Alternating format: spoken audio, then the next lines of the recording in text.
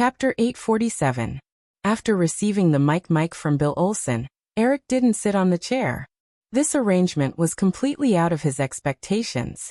He also understood that Bill Olson probably wanted him to stay on the stage for a while longer. Like Bill Olson, Eric patted the back of the simple foldable chair. He looked down at the first few rows of people who were shining brightly, no matter if it was in his previous life or in this life. At this moment, they were all looking up at him. Thinking about all the experiences he had in his past life, Eric felt an unprecedented sense of self-satisfaction. The inexplicable emotions that he had been feeling recently were suddenly swept away. After the audience had completely quieted down, Eric held the back of the chair with one hand and said, "I think that when everyone sees a chair, their first reaction is to sit down, especially when you realize that this chair is your seat. However, in the next few minutes, I have to restrain myself from sitting down. I also hope that in the future, I will be able to restrain myself from having such thoughts. Because once we sit down, we will often start to pursue comfort and lose the motivation to move forward." Many people in the audience didn't understand why Eric would suddenly say such a thing. Some reporters even thought that the scene in front of them was a specially arranged show. Therefore, when Eric finished speaking, there was only a polite applause that wasn't too enthusiastic. The smile on Eric's face didn't change at all. He continued, "Many people definitely don't understand why I suddenly said this. I haven't reached the age where I can instill philosophy in people. Actually, this is just a sudden feeling. This chair in front of you shouldn't have appeared on this stage. Just like in the original plan, I shouldn't be standing here right now. All of these changes were made in a hurry 2 hours ago. As for what exactly happened, I think that the hundreds of reporters here will be able to dig out all the inside stories before the sun sets today. The reason why everyone is gathered here today is that you will definitely be able to see the changes that Fireflyer and Yahoo Music Store will bring to the music industry. However, it is obvious that those who have built their own chairs and started to enjoy comfort don't want to see this change. Therefore, they are almost instinctively trying to delay or even stop this change." When Eric finished speaking, there was a buzz of discussion in the banquet hall. The cameras were crazily lit up again. Some anxious reporters even started to make calls on their phones. Eric knew that by revealing what happened a few hours ago, other than causing some trouble for the other party, there wouldn't be any substantial impact on Sony. However, this was just a small counterattack. He quickly continued, "Actually, in this era of technology explosion, all business managers should have a kind of awareness. Rather than being replaced by others, it's better to replace yourself. I admit that the traditional portable music players are very good. They have also brought a lot of joy to our lives. However, this is not a reason to reject change. Technological innovation and advancement are the trends of this era. Now, I can proudly say that Fireflyer is a disruptive and innovative product. However, I still hope that a product that can replace Fireflyer will appear. I hope that the company that creates this product will be part of the Firefly system. As for those who are still guarding their chairs, I will never persuade or even beg you to change. I will tear down all your chairs and break all the bottles and cans around you. I will make you lose everything." Eric's fierce and arrogant declaration made everyone in the banquet hall fall into a short period of shock and silence. Then, the hall was filled with the loudest applause and cheers of the entire press conference. Westerners generally advocated freedom and publicity, looking forward to being able to break down authority. Eric's words just happened to touch the excitement of many people. The applause and cheers lasted for more than a minute before Eric was able to move on to the next segment. After the Fireflyer press conference ended, starting from the evening paper that day, photos of Eric standing next to the folding chair appeared on the front page of the North American and even international media. His declaration about tearing down the chairs also became the most exciting part of the press conference. However, although the media and the public had strong expectations for Firefly, there were still people who poured cold water on it. Just as Eric had said, the media found out that Celine Dion was pressured by Sony Records to cancel her performance at the Fireflyer conference the day after the conference. Howard Stringer, the CEO of Sony's American branch, who was surrounded by reporters, said that Firefly relied too much on the CD drive and USB port on the PC hardware. The sales of personal computers in North America in 1996 had reached an astonishing 26 million units, even exceeding the annual sales of traditional household appliances, such as color TVs. However, the CD drive and USB port had only been introduced in the last 2 years. Many personal computers did not even have these two ports. Of the 26 million personal computers sold last year, less than 5 million had both CD drive and USB port. Even now, more than half of the mainstream personal computer models in the market did not have CD drive and USB port. Although Firefly's price of $299 was very affordable, most families would not upgrade their personal computers worth thousands of dollars for a music player. Therefore, Firefly could only be regarded as a niche product for a long time. It could not be compared to mainstream music players such as the Walkman, CD player, and MD Walkman. Eric, of course, knew the situation that Howard Stringer was talking about. Firefly Electronics had calculated the relevant information in their early market research. However, considering the PC sales last year and this year, there would be at least 10 million personal computers in North America that supported Firefly connectivity. Eric was very optimistic about Firefly sales. Bill Olson also predicted that in the remaining 9 months of the year, Firefly Electronics should be able to achieve sales of 1 million Firefly units. In history, MP3 players first appeared in Japan and Korea. They used flash memory storage media, which had a very low capacity at that time. Not only was it expensive, but the number of songs it could store was even less than a traditional tape. It was far from comparable to a microdrive. Therefore, it was not popular for a long time. Apple's iPod, which used a microdrive to manufacture, was also not popular due to Steve Jobs' platform closure strategy. It was not until 2005, when Steve Jobs, under the persuasion of all the senior executives at Apple, agreed that the iPod was compatible with the Windows system, that the MP3 player completely reversed the trend of traditional players. More than 22 million units were sold that year.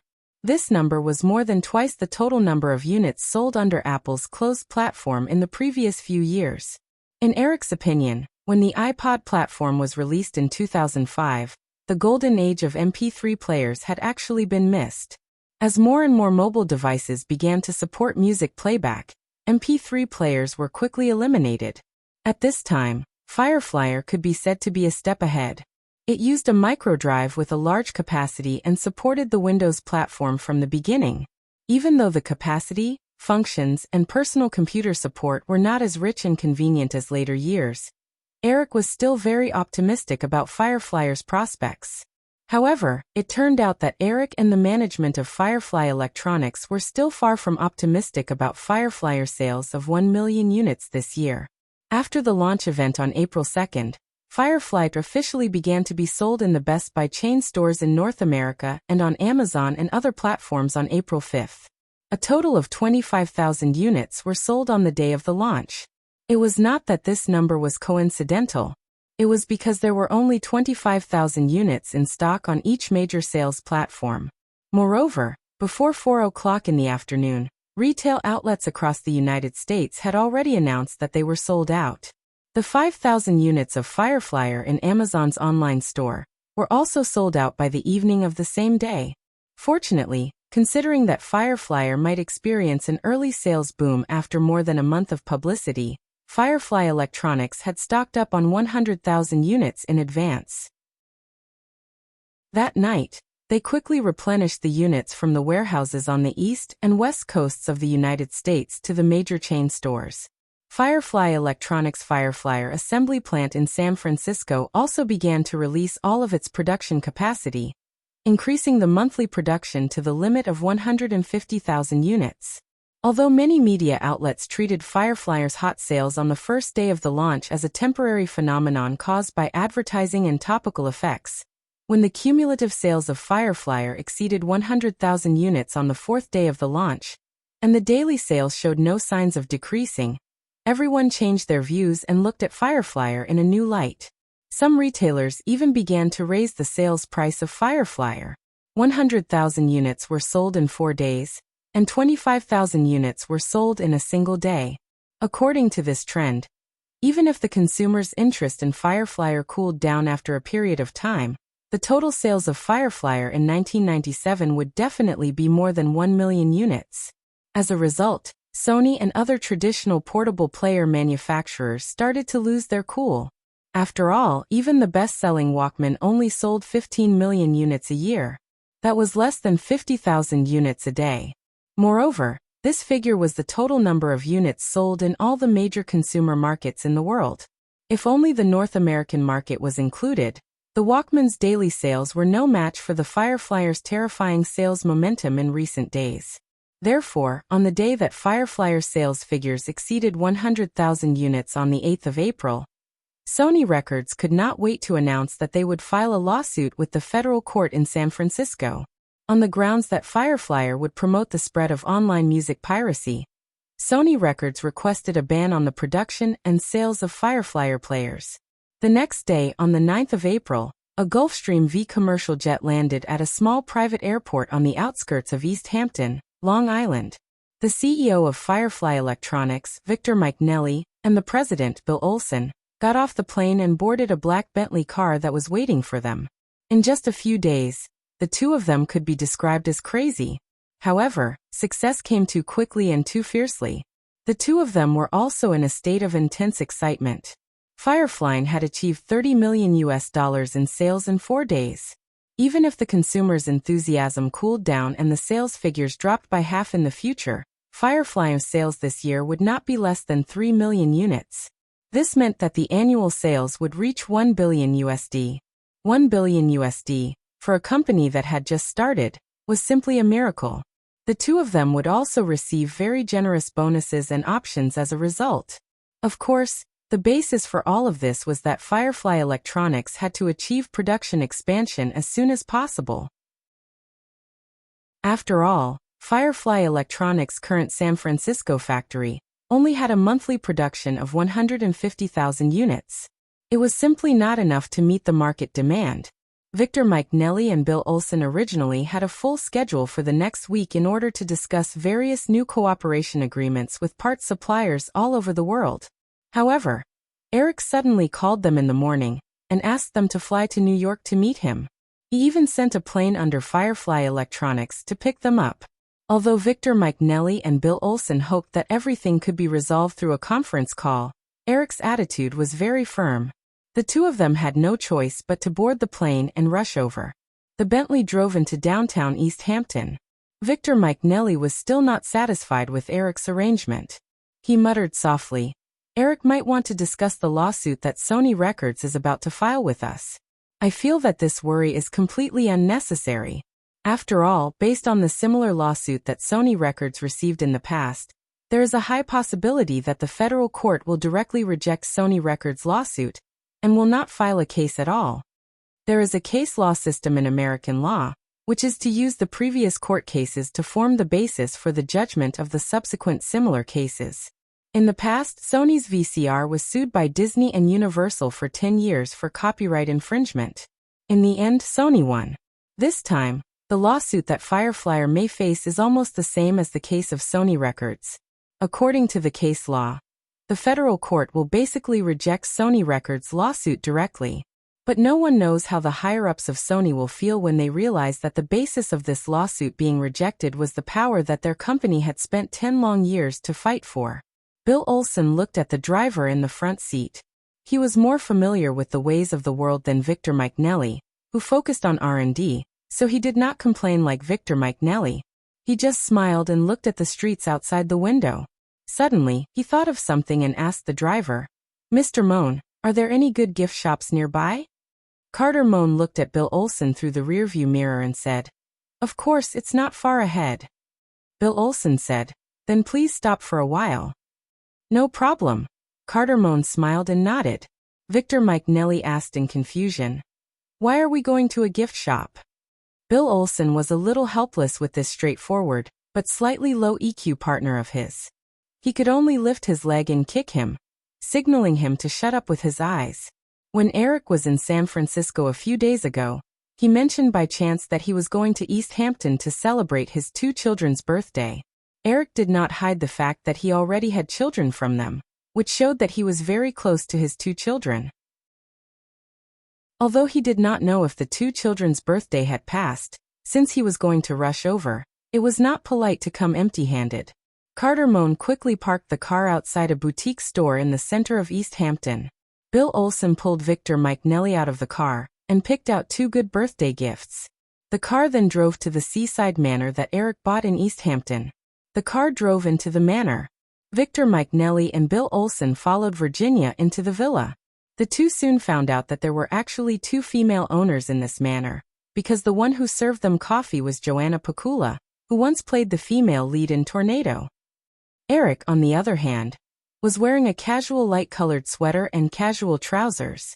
He was playing with Lego blocks with his two 4-year-old children in the corner of the living room.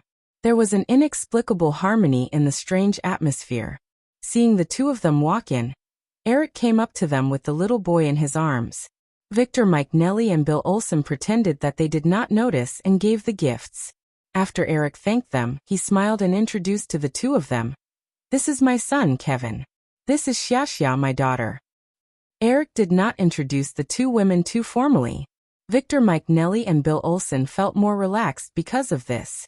Then they smiled and greeted the two little guys like two weird uncles. The little boy turned his head to his father's shoulder a little timidly. The little girl with beautiful big eyes looked at the two of them curiously. She also did not respond to the two of them. This made Victor Mike Nelly and Bill Olson feel a little awkward. Everyone casually chatted for a while. Eric got up to bring the two of them to the study room to discuss some matters. Virginia walked over and wanted to take Kevin. Eric just shook his head and said to her, "Let me do it. Also, Jeff Bezos will be here later. You guys ask him to wait for a while." After that, Eric walked to the stairs with Kevin in his arms.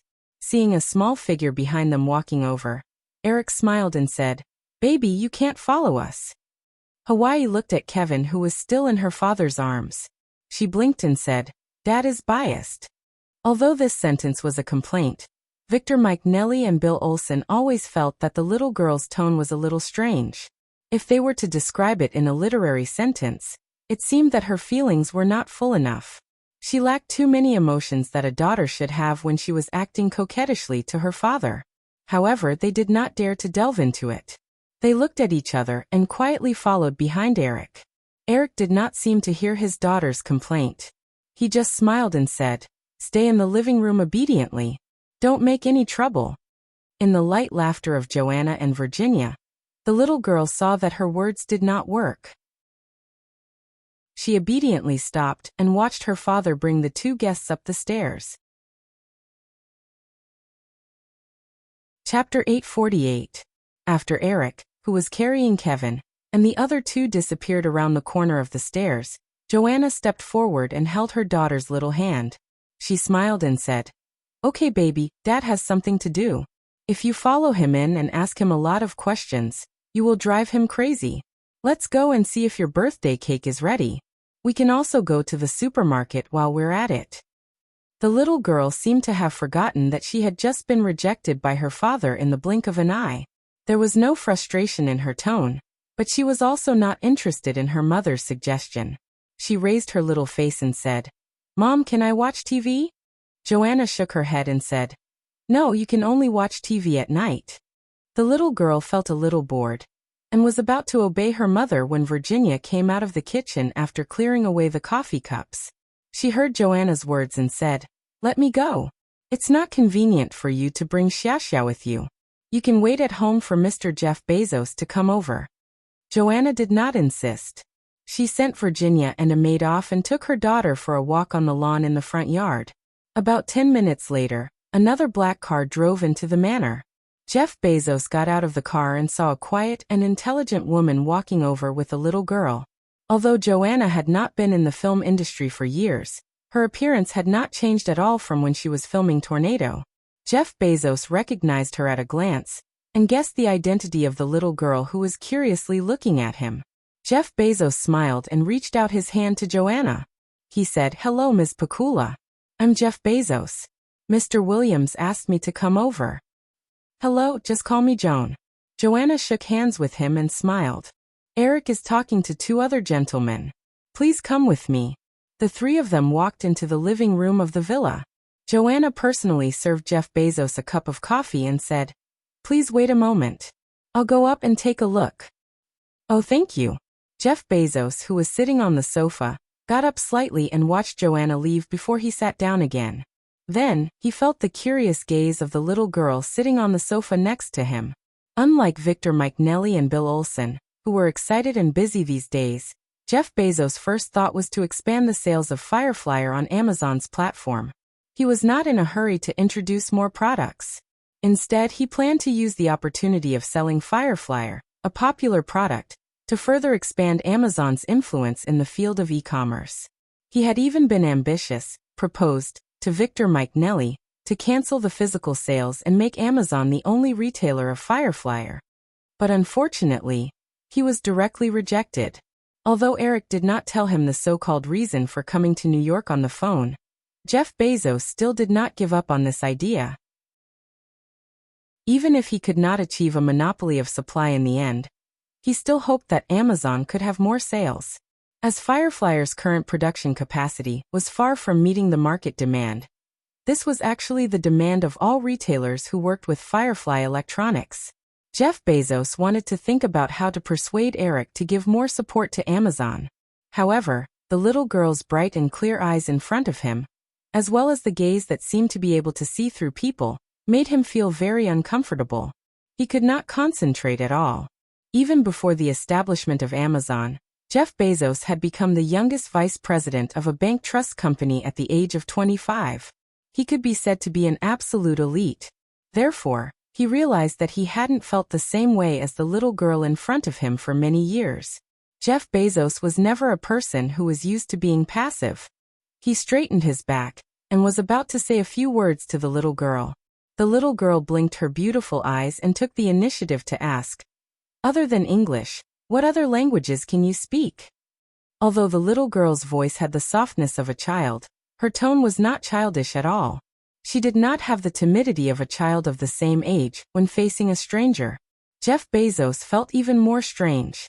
Facing the little girl's eyes that were waiting for his answer, Jeff Bezos even felt that if he did not speak other languages at this time, he would definitely be ignored by the little girl. He subconsciously did not want to be ignored by a little girl, and this passive situation made him feel even more uncomfortable. Therefore, he decided to take back the initiative. He put away his expression and said, "Hey little guy, that's really rude. You haven't told me your name yet." "Hawaii Williams." The little girl blinked and replied. Jeff Bezos twitched the corner of his mouth. It was not because of the seemingly ridiculous name of Hawaii. Instead, he actually felt from the little girl's expression that the little girl obviously saw that he was just pretending and disapproved of it. Jeff Bezos tried hard to convince himself that everything was an illusion, and then continued, "Well, Hawaii, why did you ask me the question just now? Mom knows Polish and Russian, Aunt Vicky knows Spanish, Natasha and Evgenia know Russian. Drew is an idiot, he can't speak anything except English." The little girl frowned slightly when she mentioned Drew. Her expression finally changed a little and she continued, "Mom said Dad knows Chinese. It's the most difficult language in the world to learn. Unfortunately, he doesn't want to teach me. Aunt Vicky hired a French teacher for Kevin. French numerals and grammar are very interesting. Unfortunately, she was driven away by Dad a few days ago. Dad said Kevin doesn't need to learn so many things. In fact, Kevin is not stupid at all. He knows that as long as he stays by Dad's side, Aunt Vicky won't force him to learn anything." The little girl spoke very quickly and her thoughts were quite jumpy. After she finished blabbering, she continued to stare at Jeff Bezos. "What about you?" Jeff Bezos hesitated and said, "I know a little Spanish."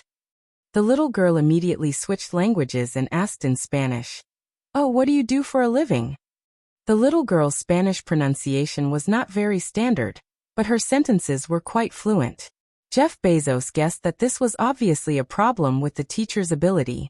But what surprised him even more was that since the little girl could switch to Spanish so fluently, could it be that she also knew the other languages that he had just listed? Jeff Bezos knew Spanish because of his family environment. His stepfather was from Cuba, and the lingua franca of that country was Spanish. But in addition, Jeff Bezos also took French as an elective in university. So he tried to answer in French. I'm a businessman and now I'm running a website that sells things through the internet. Oh, I've seen the introduction on TV. Unfortunately, my father didn't allow me to touch a computer before I was 12 years old. I bargained with him until I was 6 years old. The little girl really understood and even switched to French without any difficulty. Her pronunciation was obviously much more standard than the Spanish sentence just now. Then she asked, "Then is there any difference between selling things through the internet and a supermarket?" This question was obviously a bit big. Moreover, Jeff Bezos knew that with his little French foundation, he could not explain it. Subconsciously, he no longer treated the little girl in front of him as a little girl, and he did not realize that the little girl had been unknowingly controlling the initiative of this conversation. Frowning slightly, Jeff Bezos was hesitating about how to phrase it when Joanna had already come down from upstairs. Noticing the situation here, she immediately understood what was going on. Her expression was a little helpless and obviously doting. She walked over to touch her daughter's little head and apologized to Jeff Bezos. "I'm sorry, Mr. Bezos. Did Shasha disturb you?" Joanna's appearance broke the atmosphere that the little girl had unknowingly created. Jeff Bezos also immediately came to his senses and looked at Hawaii with some surprise. He did not expect that one day he would be controlled by a little girl who looked at most 5 years old. He also did not know that he had overestimated the little girl's age. Although he felt a little strange, Jeff Bezos quickly shook his head and smiled. "Of course not, Ms. Pakula Xia. Xia is very smart." Joanna smiled and said, "Eric has almost finished talking with the two gentlemen. He said that you can go upstairs. The study is at the end of the corridor on the right." Jeff Bezos nodded and got up to walk to the stairs. On the way, he could not help but look back at the living room. Hawaii had already moved to Joanna's ear, and the mother and daughter were whispering something intimately. Jeff Bezos subconsciously wanted to know what the little girl's evaluation of him was, but soon he shook his head in self-mockery and secretly wondered what was wrong with him today. Jeff Bezos knocked on the door and walked into the study on the second floor. He shook hands with Eric and the other two and sat down on the sofa in the corner of the study. His eyes could not help but fall on the little boy beside Eric. The little guy did not look special. He was quietly playing with the Lego in his hands. When he saw Jeff Bezos coming, he even moved closer to his father. This made Jeff Bezos secretly relieved. Everything seemed to be normal again. Eric did not notice Jeff Bezos's gaze. He picked out a document from the stack of documents on the coffee table and handed it to him. "Jeff, take a look at this proposal first." Jeff Bezos nodded and opened the folder. There were 2 words printed on the cover: Hunger Marketing. On the other side, Eric flipped through another document in his hand and continued the topic just now. He said to Victor, Mike, Nellie and Bill Olson, like Firefly Electronics, Nokia also experienced the crisis of the supply chain on the verge of collapse in 1995, but they handled the crisis very well. Last year, they surpassed Motorola and successfully reached the #1 position in the digital mobile phone sales. One of you is in charge of research and development, and the other is in charge of marketing. Both of you do not have enough experience in the supply chain. Therefore, I have already communicated with Yoma Alala. They will send a deputy manager of the purchasing department to be the vice president of Firefly Electronics. He will be responsible for the construction of the supply chain. It is necessary for Firefly Electronics to expand Firefly's production capacity, but the proposal you have given is actually a mess. It is completely expanding production blindly. Therefore, after the other party rushes to San Francisco, I will give you 3 months. In 3 months, in order to ensure the quality of Firefly's products, the monthly production needs to be maintained at 150,000 units. However, after 3 months, I hope to see Firefly's production capacity double. Victor, Mike, Nellie and Bill Olson looked at each other. Bill Olson said, "Eric, Firefly's production capacity should be increased slowly. It cannot be done overnight." "Of course, that is why I am giving you 3 months," Eric said. "Within 3 months, I do not need to see an increase in Firefly's production capacity, because I have other arrangements. You only need to focus on building the new factory and contacting suppliers. Even if production can be achieved in advance, the monthly production can only be maintained at 150,000 units. However, after 3 months, I want to see the results that I hope to see. You know why I separated Fireflyer from Yahoo Music Store. If you can't complete it, I will authorize Nokia to produce MP3 players. Victor, Mike, Nellie and Bill Olson were all stunned. They naturally knew how powerful Nokia was. Firefly Electronics had already transferred the full set of patents for MP3 players to Nokia. However, the contract stipulated that Nokia could only develop and produce MP3 music phones. They could not be involved in purely MP3 players. However, if Eric lifted this heavy restriction, it would be difficult for Firefly Electronics to compete with Nokia. They might even be reduced to a purely technical R&D department in the end. Eric had already given Firefly Electronics enough support. Victor, Mike, Nellie and Bill Olson also knew that Eric was not joking at all. If they did not do a good job, all the bright prospects that they had originally envisioned would vanish into thin air. Without bargaining, Bill Olson took the initiative and said, "Eric, we will do our best." Victor, Mike, Nellie also nodded. Eric smiled. The serious expression from just now gradually dissipated. He said, "Then let's discuss the cooperation plan with Amazon now." As he spoke, Eric handed the 2 documents that were similar to Jeff Bezos's to the 2 of them. He said, "The reason why I gave you 3 months is to push this plan forward." Victor, Mike, Nellie and Bill Olson had just opened it for a short while when Jeff Bezos, who had quickly finished reading the information, said excitedly, "This is wonderful, Eric. This is simply a genius idea." Eric smiled and nodded. He said, "Of course I think so too." The plan in Jeff Bezos's hands was naturally the famous hunger marketing in his previous life. This kind of marketing plan could not only stimulate the consumption desire of potential buyers to the greatest extent, but also maintain the popularity of the product for a long time. It could also achieve large-scale promotion of the brand at the lowest price and the fastest speed. Chapter 849. In order to carry out hunger marketing, there were usually some necessary conditions. Either the price was lower than similar products, or the product was in high demand. The price of the Fireflyer was definitely not low. Due to the recent shortage of demand, retailers had already raised the price to more than $300.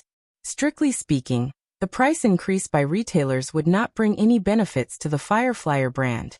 Therefore, in the discussion between Eric and the 2 people in charge of Firefly Electronics, they had already decided to limit the retailer's price increase to $30. Otherwise, they would stop supplying the product. However, at the same time, the price increase of physical retailers also provided a more favorable opportunity for Amazon to carry out hunger marketing. In the proposed plan, Amazon would obtain a supply of 50,000 Fireflyer units per month, and the sales price would remain unchanged at $299. They would also carry out online purchases once every 3 days, which would be exactly 10 times a month. The entire hunger marketing cycle would take 3 months. Fireflyer had already done an excellent job in traditional marketing, which was also the reason why sales were booming. However, Fireflyer was a brand new electronic product after all. Many traditional portable music players were still in a wait-and-see state. The implementation of hunger marketing would not only maintain Fireflyer's strong popularity for a long time, but it would also create a deep-rooted concept in people's minds in a short period of time. At the same time, it would also completely stimulate the purchasing desire of all potential wait-and-see users. In addition, Amazon's platform could also obtain more traffic and users in a short period of time through this marketing plan. It could also open up the e-commerce market outside of book sales. Therefore, this plan could be said to have the effect of killing multiple birds with one stone. The 4 of them spent the entire afternoon discussing the details of the implementation of the plan. In the end, Jeff Bezos suggested, "Eric, I think 3 months is too short. In my opinion, even after 3 months, Fireflyer will still be in a state of shortage for a long time. Why don't we extend this plan?" Eric decisively shook his head. He did not want Firefly Electronics to become a company that did not know how to survive without hunger marketing. He said, Although the effect of this marketing plan is very obvious, it can't be regarded as a traditional marketing method. If we keep doing this, it will definitely cause a strong backlash from users. Therefore, we should focus our energy on developing better products and building our brand. In fact, if it weren't for this opportunity that is very beneficial to both Fireflyer and Amazon, I wouldn't have come up with this plan. By the time they finished discussing everything, it was already evening. However, Victor, Mike, Nellie and the other two didn't stay for long and left East Hampton in a hurry. After the children's lively birthday party, Eric also rushed to New York the next day and began to discuss the details of the establishment of Marvel Pictures with the team of Marvel Entertainment. Midtown Manhattan, in the conference room of Marvel headquarters. All the executives of the various departments of Marvel Entertainment were gathered together today.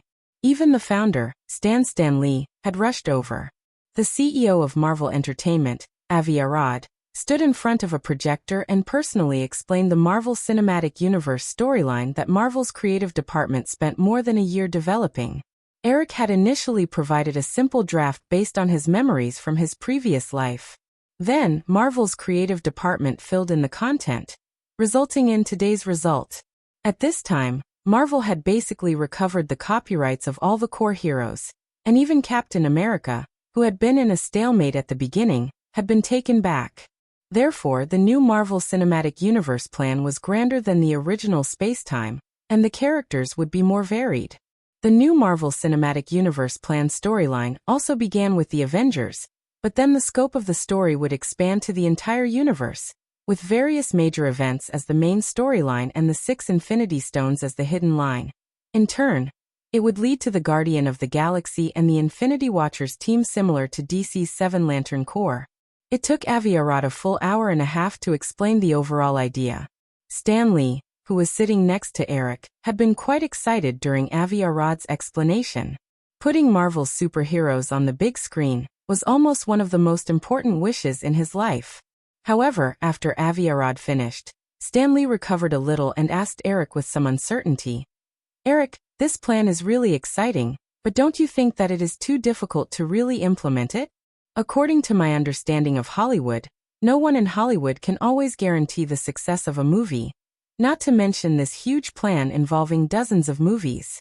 As long as there are 1 or 2 movies that fail at the box office in the process, the whole plan is likely to be ruined."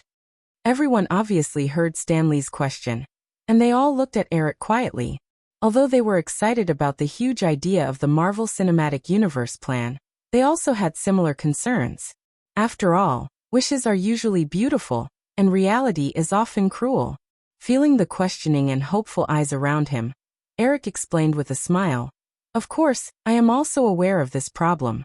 Therefore, for a long time in the future, I will be personally responsible for Marvel Pictures to ensure that there will be no implementation problems caused by the disagreement of the senior management during the implementation of the plan." Secondly, this plan can be described in detail as a comic serialized movie plan, which means that the style of the movies in the plan will maintain a high degree of uniformity. As long as the first few movies of the plan are commercially successful and accepted by the audience, as long as the following movies do not suddenly change the style, the possibility of failure will be very low. After Eric's voice fell, someone immediately asked, "Mr. Williams, the Marvel Cinematic Universe plan is so huge that it will definitely need to use many different directors. The personal style of each director is different. This problem seems to be impossible to solve. We will not refuse to cooperate with big-name directors, but the premise is that these directors must adapt to the style of Marvel movies. Otherwise, we would rather not cooperate. There is no room for negotiation on this point. On the other hand, we will also try to use new directors with good potential, because these people will cherish the opportunity more, and therefore it will be easier for them to adapt to the style of Marvel movies." There was a buzz of discussion in the conference room. Eric could roughly guess what everyone was thinking. He just smiled and sipped the coffee in front of him. Stan Lee did not have other concerns. He was the first to ask, "Eric, if a large number of new directors are used, I think, perhaps, it should be difficult to make an outstanding comic adaptation of the movie, right?" Eric did not evade. He nodded and said, Generally, according to the standards of film critics, it should be like this. Everyone began to whisper again. This time, Eric did not wait for them to ask. He said, first of all, everyone should be clear that all the movies under Marvel Pictures should only pursue commercial success. Others, such as the evaluation of film critics, the perception of the core comic fans, and so on, are irrelevant. Only in this way can the whole plan be implemented smoothly. At the same time, in order to be able to implement the Marvel Universe plan, we must also sacrifice the diversity of the movie style. Whether it is the director, screenwriter, actor, or producer, of course they can have their own style, but no one's personal style can be above the overall style of Marvel movies. To put it bluntly or cruelly, in the Marvel Cinematic Universe project, all the actors, screenwriters, directors, and other creative personnel are just screws in the Marvel Cinematic Universe project. A machine is absolutely inseparable from the screws, but the screws can never get control of the machine. There was a moment of silence in the conference room.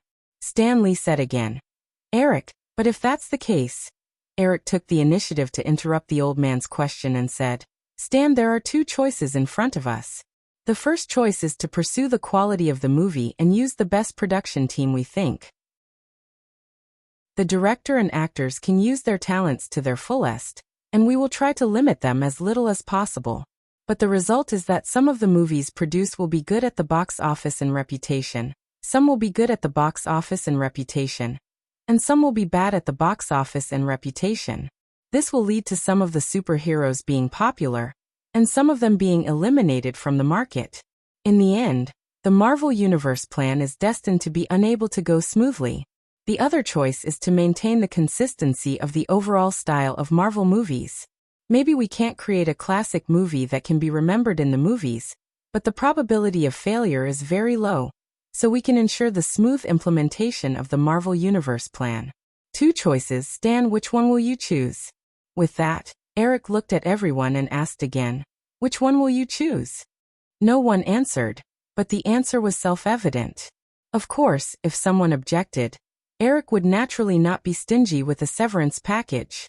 After discussing this issue, Stan Lee asked again, Eric, what about the cost? As far as I know, Hollywood sequels rarely have more than 3 episodes. This is mainly because once the movie is successful, the actors will be paid more and more. Eric realized that old Stan Lee had obviously done a lot of preparation before, so his question was quite accurate.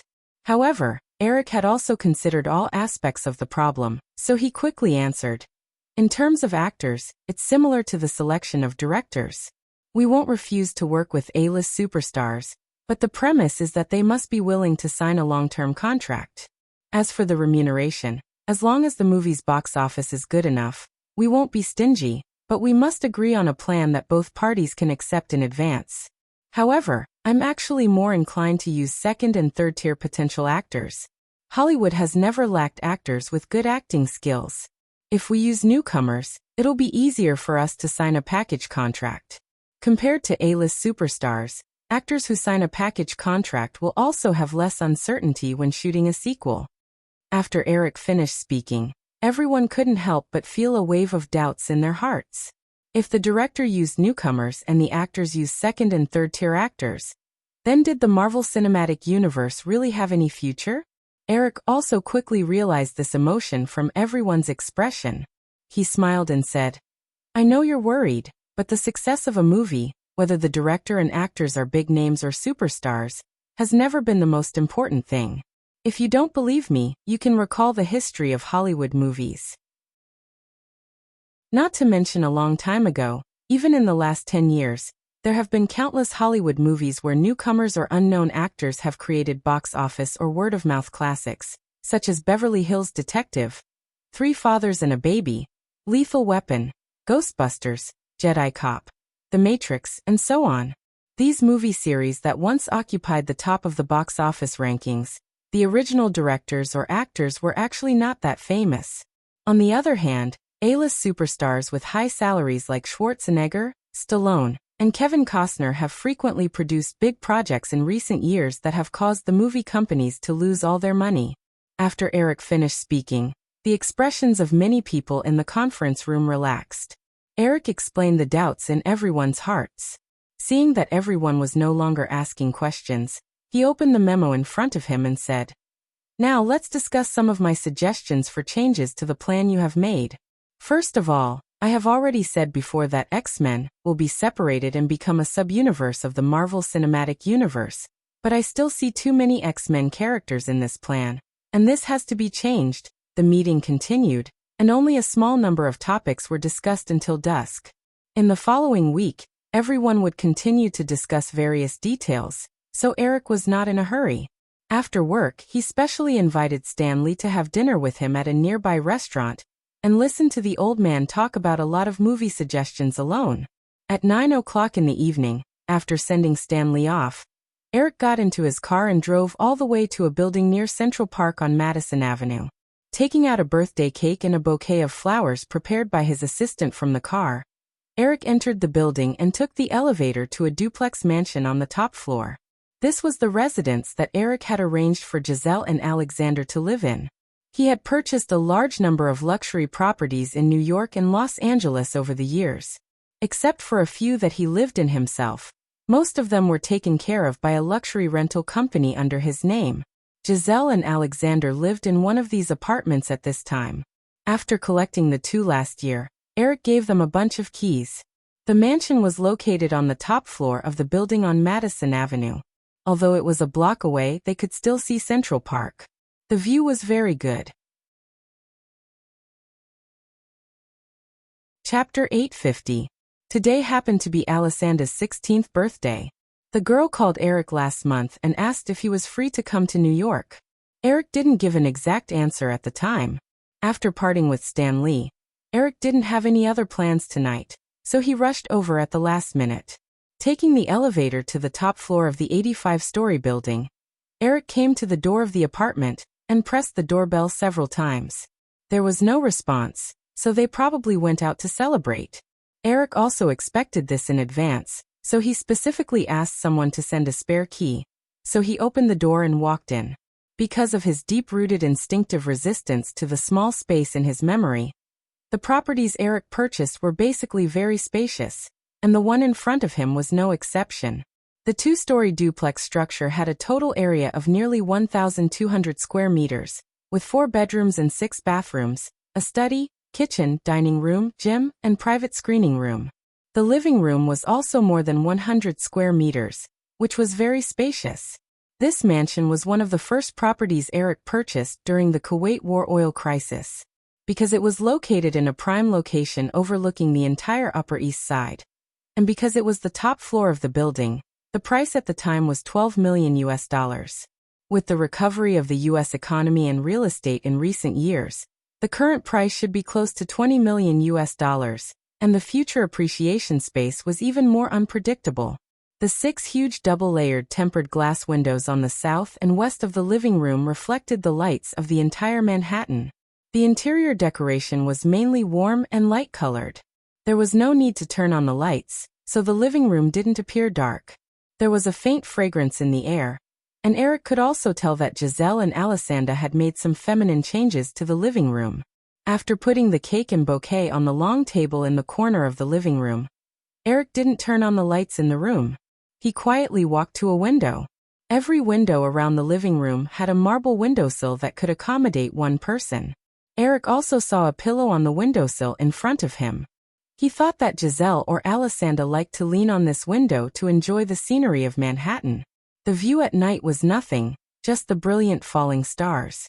If it was daytime, standing in front of the window overlooking the world-class metropolis of New York would indeed give people the feeling of looking down on all living things from the clouds. Eric casually leaned against the pillow and sat on the windowsill. He looked at the scenery outside the window for a while. He raised his wrist and looked at his watch. It was already past 9:30. He didn't know if the two girls would be crazy outside until midnight. After thinking about it, Eric took out his phone. Just as he was about to call Giselle, he heard the door open. Soon, the sound of high heels clacking could be heard from the entrance, accompanied by excited discussions. It sounded like there were quite a lot of people. Eric frowned slightly. When he gave the keys to Giselle and Eric, He reminded them not to bring any random people back. He thought that the two girls knew what rules to follow. The lights quickly turned on, and a group of young and beautiful girls appeared in front of Eric. Because the night in New York was still quite cold in April, the girls were basically wearing slim jackets and jeans. Their devilish proportions gave a strong visual impact of legs as far as the eye could see. Eric also noticed the figures of Giselle and Alessandra walking in front. Obviously, from the standard tall figures of these girls, they should be Giselle and Alessandra's close friends. Some of the girls were holding beer and snacks in their arms. It seemed like they were preparing to have a party in the apartment. All the girls walked into the living room. Eric glanced around and didn't find any male creatures before his expression relaxed. Because they hadn't been together for long, Eric and the two girls didn't have much feelings for each other. The relationship between the two sides was very simple for the time being.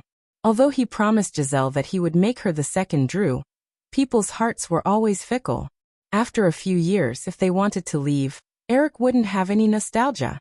As a person of two lives, coupled with the rise in status and wealth over the years, Eric's temperament inevitably became more indifferent to worldly affairs.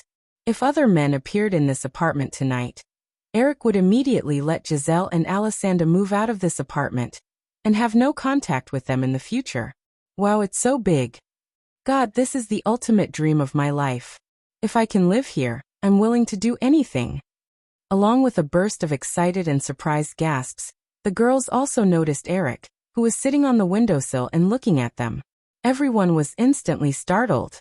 But immediately, Alessandra rushed over and said excitedly, "Eric, when did you come?" "I just arrived. I wanted to give you a surprise." Eric sat up, smiled and hugged Alessandra, who rushed into his arms, kissed her on the cheek and said, "Happy birthday." "Thank you, Eric." Alessandra also kissed Eric on the cheek and said. Giselle also came over. She keenly noticed the displeasure that flashed through Eric's expression just now. Thinking of Eric's initial instructions, she couldn't help but feel a little nervous. The other girls had already recognized Eric at this time. They were surprised with all kinds of envy and jealousy. After learning that Giselle and Alessandra lived in this building, they guessed that there must be a big shot behind Giselle and Alessandra, but no one thought that this person would be Eric Williams.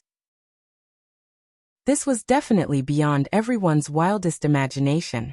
But then, they also felt that it was natural. After all, the type of top-floor mansion in front of them was usually only used by the rich as their own residence. Only someone like Eric Williams could so easily and generously take out a Madison Avenue top-floor duplex mansion for his lover to live in. Eric hugged Giselle again and whispered a few words.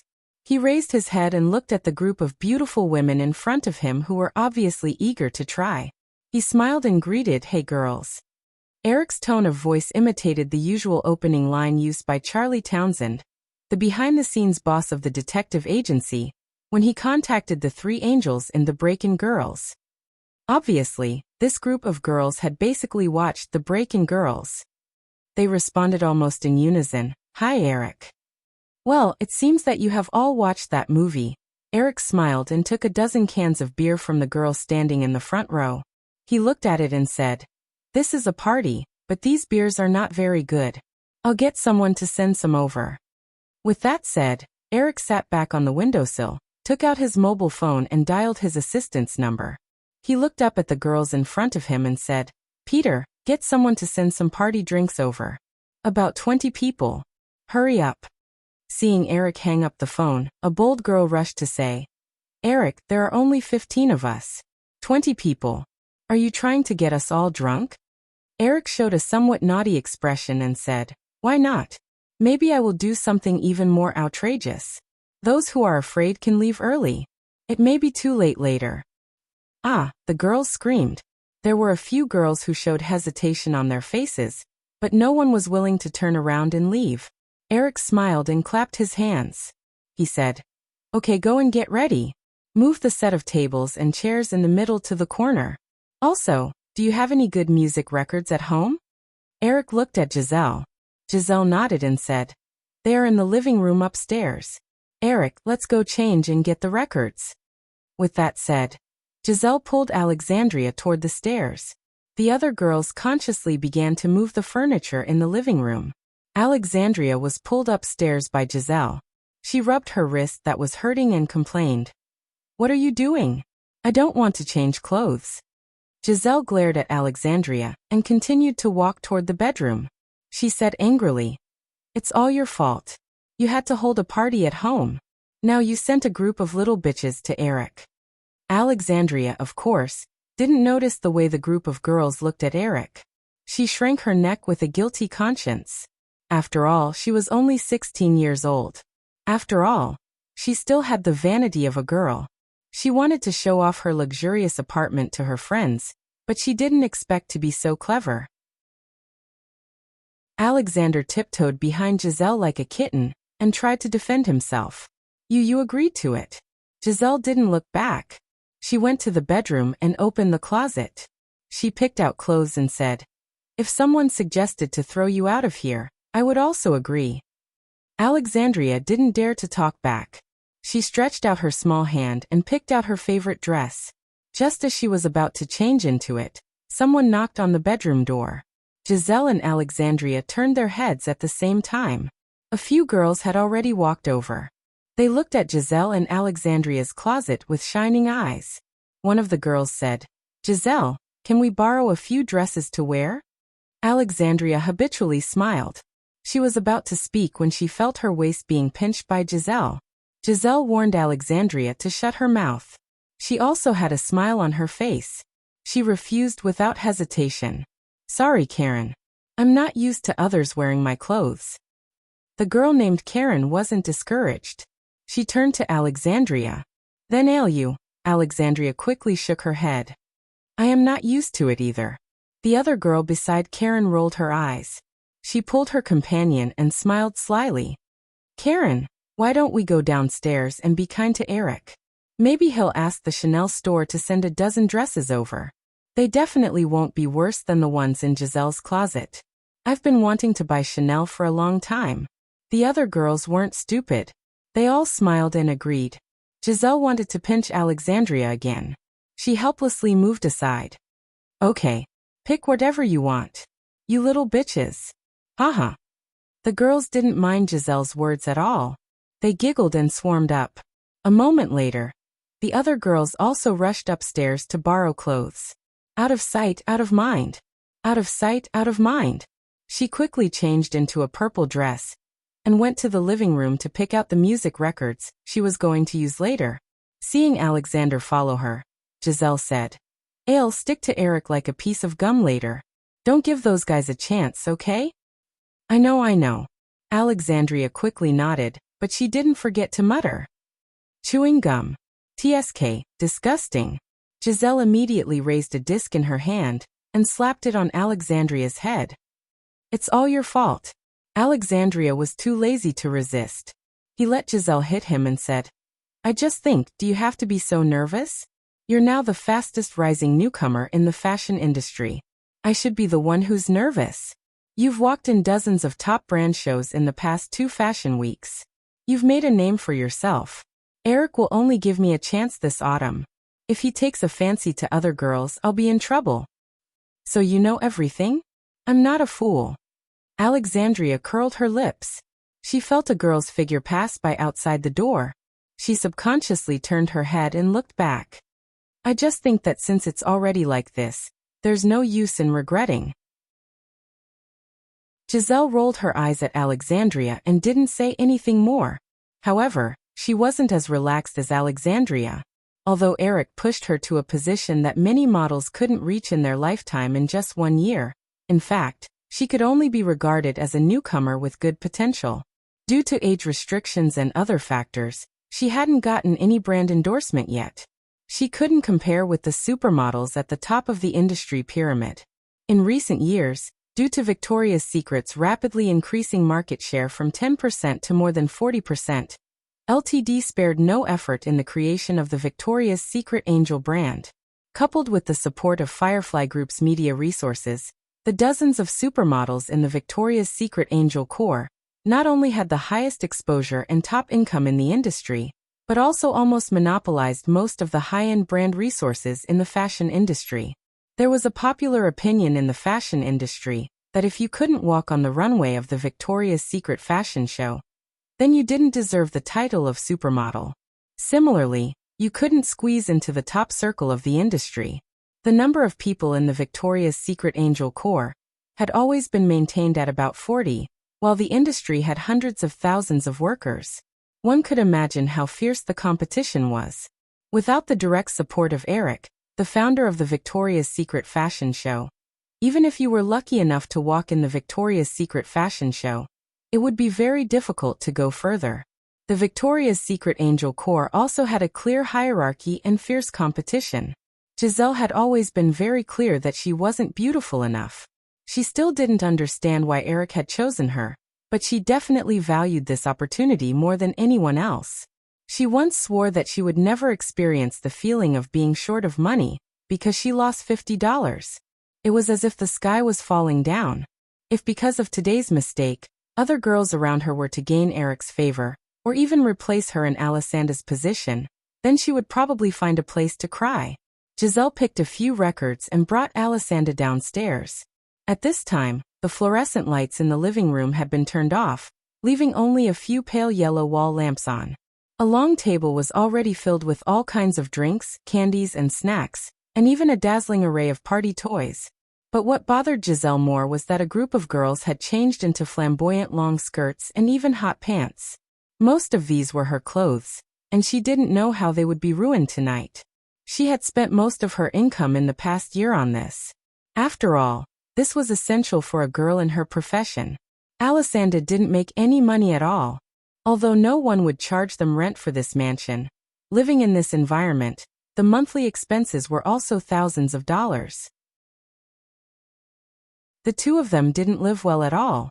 Of course, Giselle thought about Eric, but she instinctively felt that no matter how rich a man was, he wouldn't like a woman who asked for money.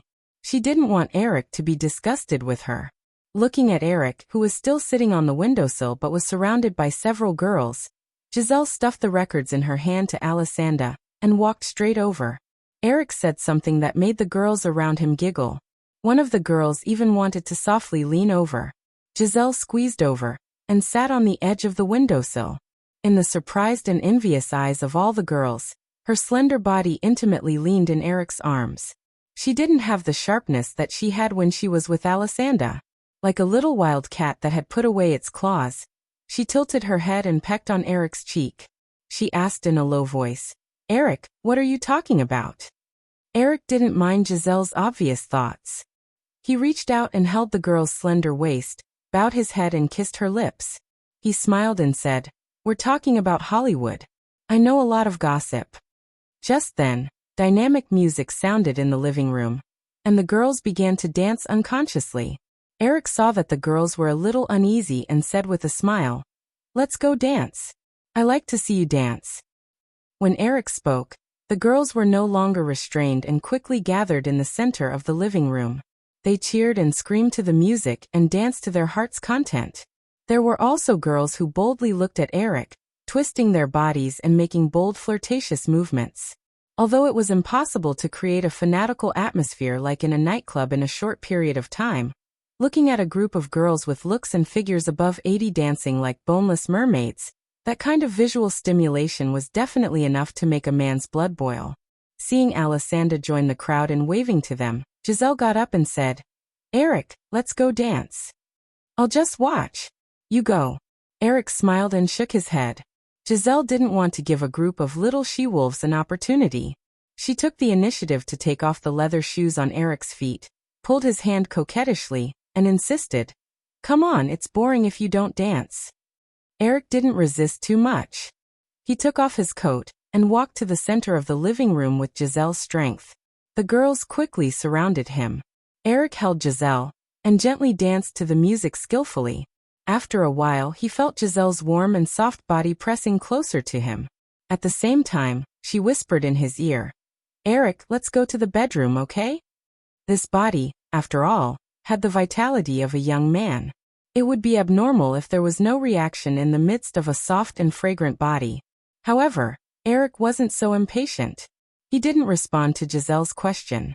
Instead, he reached out and pulled Alisanda over. He put Giselle and him together and said with a smile, "You two dance for me." Giselle, of course, knew what Eric's specific request was. She obediently didn't resist and hugged Alessandra. The two of them danced and kissed naturally. There was a burst of laughter and screams around them. Eric looked at the two girls' performance and felt a few girls around him coming closer. He reached out and grabbed one of the girls in his arms. The girl was also tall. She had short blonde hair and a slightly childish baby face. Her eyes were big, her face was small, and her lips were thin. She wore light smoky makeup and looked like a real Barbie. What was even more surprising was the girl's slender waist. It was so slim that Eric could almost wrap his hands around it. "Your waist is so thin. I'm suddenly curious. Are you 16 years old?" Because they were hugging, the girl could also feel the changes in Eric's body. Her face was slightly red, but she didn't break away from Eric's embrace. Instead, she took the initiative to hug Eric's waist and gently rubbed against it. When she heard Eric's question, she replied, "Eric, I'm going to be 21 years old soon." "Wow, I really couldn't tell. I thought I was committing a crime just now." The girl smiled and took the initiative to introduce herself.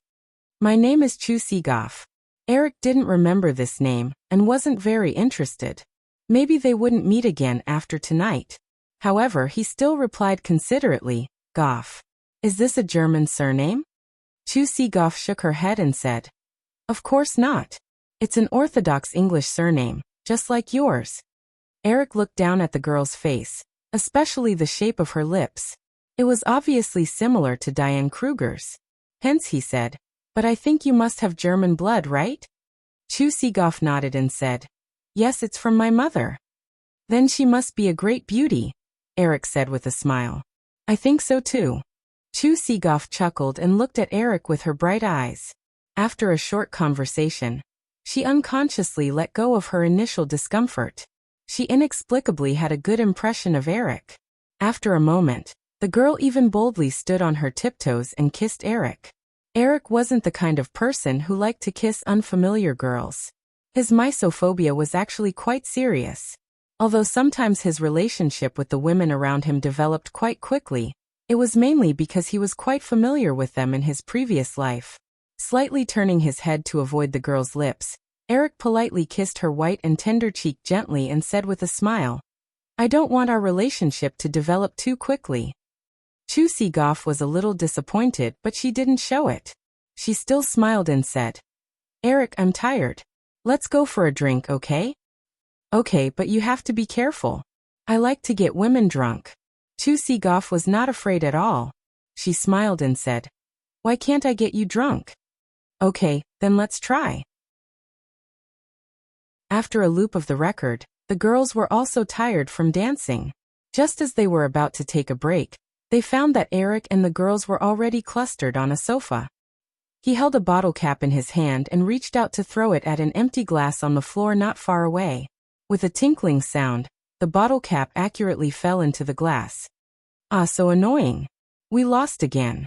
The girls around him complained together, but they didn't hesitate to drink the wine in their hands. Then, like a group of crazy kittens, they shouted, "Again, again." "Are you sure?"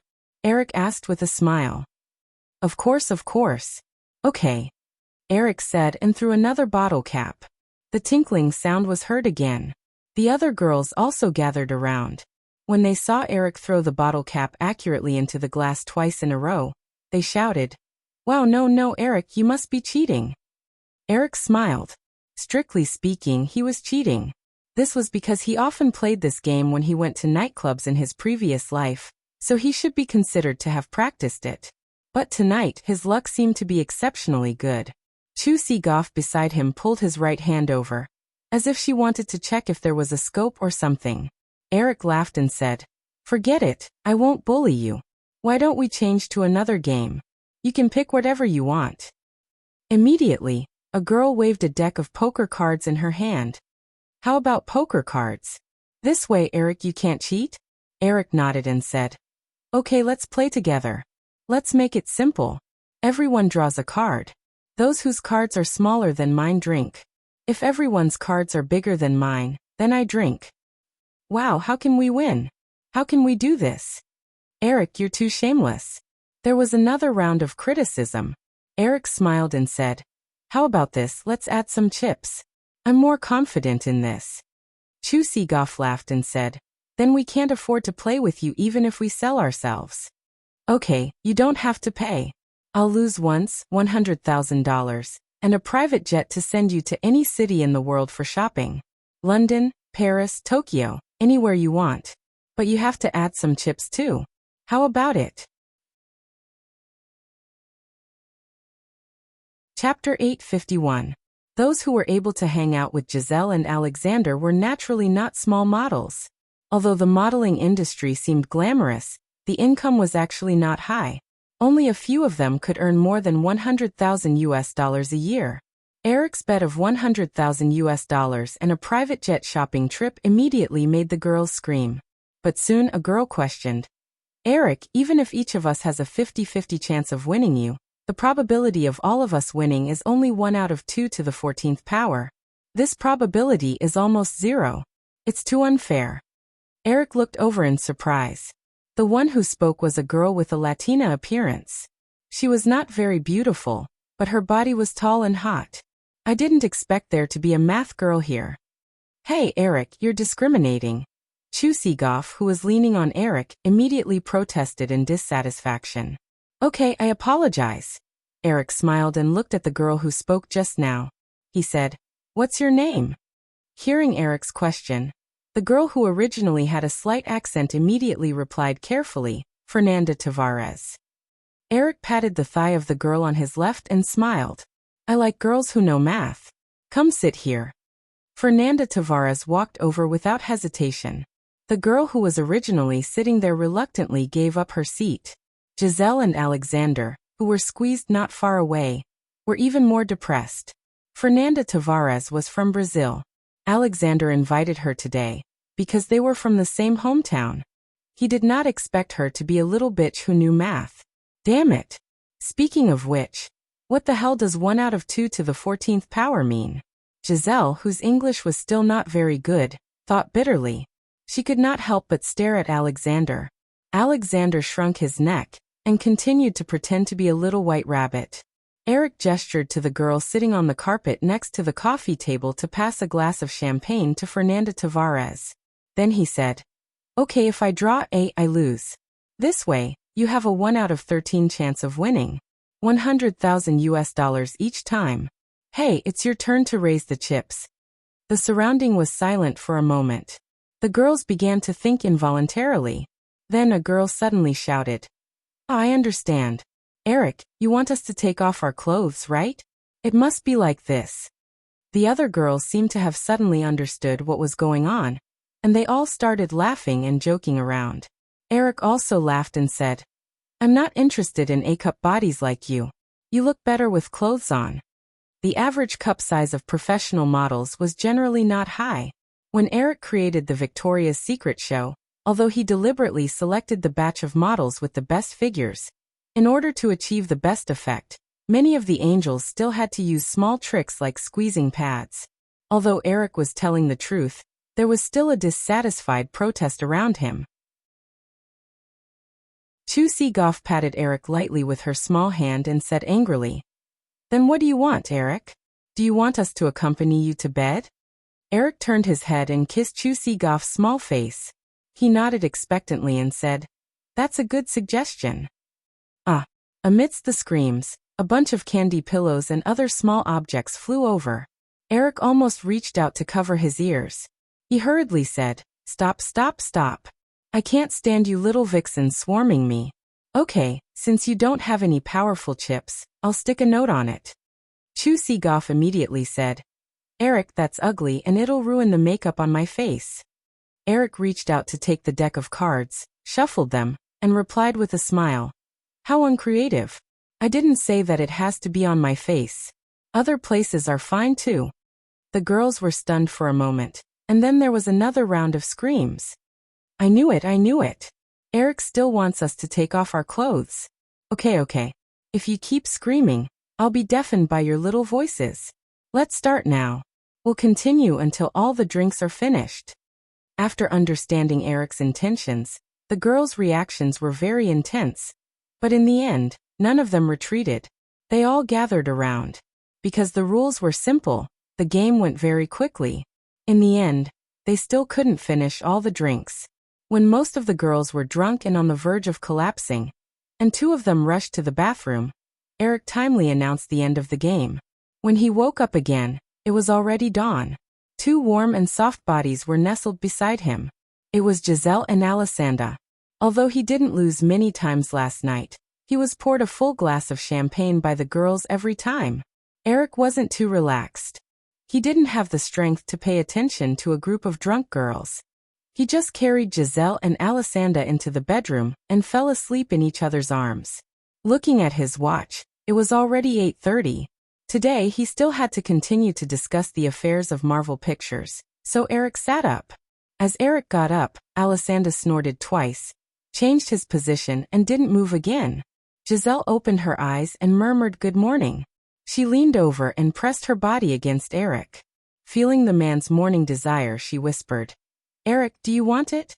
It was past midnight when the game ended last night. Although Eric was still awake, he didn't want to rashly take away the first time of the two girls when they were drunk, so he didn't do anything. Although he also wanted to, Eric kissed Giselle's face and said with a smile, "Now is not a good time. Next time. And I lost a lot of money last night. I have to hurry to work to earn it back." Giselle, of course, could feel that Eric didn't take the opportunity to take her last night. She was a little touched by the man's thoughtfulness. She reached over and grabbed him. She whispered in his ear, "Then let's take a shower. I can help you with my mouth first." Feeling Giselle's little tongue gently teasing his cheek, Eric finally couldn't resist the temptation. He got out of bed and picked Giselle up. The girl chuckled and walked to the bathroom. More than half an hour later, the two came out of the bathroom. Eric knew that he was destined to be late today. Although it didn't matter if he was late, he still hung up the phone with Marvel before going downstairs with Giselle. Because the curtains were drawn, the outdoor sunlight didn't shine into the room. The living room, which was still lit by the wall lamp, was very messy. A group of almost naked girls were lying on the sofa and carpet. Some were hugging pillows, some were hugging each other, all sleeping soundly. Looking at the situation in the living room, Giselle remembered that she was carried to the bedroom by Eric alone last night. A faint sense of superiority grew in Giselle, and her original vigilance dissipated a lot. Since Eric didn't do anything out of line last night, he naturally wouldn't do anything today. What's more, she had just satisfied Eric. Putting down her guard, Giselle was also a lot more considerate. She quietly walked through the living room with Eric and went to the kitchen to prepare breakfast. However, just as she put the bread into the spit, Giselle remembered something and said, "Eric, you lost 8 times last night. Do you really want to?" Eric held the pan and carefully fried the eggs. He smiled and said, "Do you want me to go back on my word? That's $800,000 and a private jet." Giselle felt a little pain when she thought about it. Because of Eric's support, she had earned more than $100,000 in the past half a year. However, after deducting the various agent commissions and taxes, plus her and Alexander's expenses, there was nothing left. Not to mention the equally expensive private jet. $800,000, whether in the past or now, was a huge sum of money that she could only dream of. Eric put the fried eggs on the plate, cracked 2 more and continued, "Here, I'll give you a math problem. 987 minus 677. The result is divided by 365. How much is it?" Giselle thought of Fernanda Tavares last night and turned her little head, but she had no clue. She was not that good at math. However, the girl was unwilling to admit defeat, so she put down the milk carton in her hand and walked to the fridge to pick up the paper and pen hanging by the side to calculate. She quickly turned her head and said, "About 0.85? Eric watched Giselle's movements with a smile and said, "That's right. My net worth 2 years ago was $67. 7 billion. And last year it was $98. 7 billion, 365 days a year. So, what is the result of your calculation?" Giselle immediately opened her mouth in surprise. That means you can earn $85 million a day." Yes, $85 million a day, $3. $5 million an hour, $60,000 a minute. Let me calculate. It will take about 13 minutes to earn $800,000, so I can still afford the bet. Giselle felt a little dizzy. This is too exaggerated. Eric smiled and put another fried egg on the plate. He said, "Come baby, try the fried egg I made in 3 minutes. How does it taste?" "It's very expensive." Eric's little joke made Giselle sober up a little. She tried not to think about the series of numbers that made her feel powerless. She walked over and picked up a piece of fried egg with a fork, put it in her mouth, and deliberately frowned. "It's a little salty. Do you want me to make another 6-minute one?" "Hee, that will definitely be burnt." They chatted and laughed as they prepared breakfast. Instead of going to the dining room, they went to the bar by the window in the living room. They opened the curtains a little and sat on the high stools to eat together. Perhaps it was because there was more light in the room, or perhaps it was the stimulation of the smell of food, but a girl lying on the carpet closer to them woke up in a daze. It was Chu Si-goff. The girl sat up, shook her head, and looked down at her chest in a daze. She reached out and peeled off a piece of paper, and subconsciously put it in her mouth to suck it. The paper was stuck on with the cream from the cake Eric had brought last night. It was very sweet. The unique bitterness in her mouth after a hangover dissipated, and Chu Si-goff was much more awake. She sniffled and turned to look in the direction of the bar. Eric happened to be sitting across from the living room, and he greeted her. "Good morning, Chu Si. Do you want to eat something?" After waking up, it was impossible for her to be as crazy as last night. However, looking around at her companions who were in similar situations, Chu Si-goff did not feel too embarrassed. Smiling shyly, Chu Si-goff peeled off all the pieces of paper that were still stuck on her body. She casually picked up a dress next to her and put it on before walking over to greet them. "Good morning, Eric, Giselle." Eric gestured for the girl to sit opposite Giselle and pushed the milk in his hand over.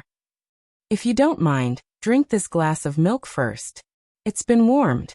Stimulated by the smell of food, Chu Si-goff felt her little stomach turn empty. Of course she did not mind. After thanking him, she picked up Eric's milk and sipped it in small mouthfuls. Seeing that Eric gave his milk to Chu Si-goff, Giselle took the initiative to run to the kitchen to prepare a new one for him. After drinking the milk, Chu Si-goff felt much better in her stomach. She looked up at Eric and smiled. "Eric, can I take a shower?" "Of course, the bathroom is over there." Eric pointed. Chu Si-goff thanked him and got up to walk to the bathroom. After taking a quick shower, Chu Si-goff came out of the bathroom and saw that Eric had already eaten breakfast. He was sitting at the bar with a pen in his hand, writing something. After walking closer, Chu Si-goff realized that it was a check. Recalling what happened last night, Chu Si-goff's heart suddenly beat faster. Eric had lost 8 times last night. That was $800,000.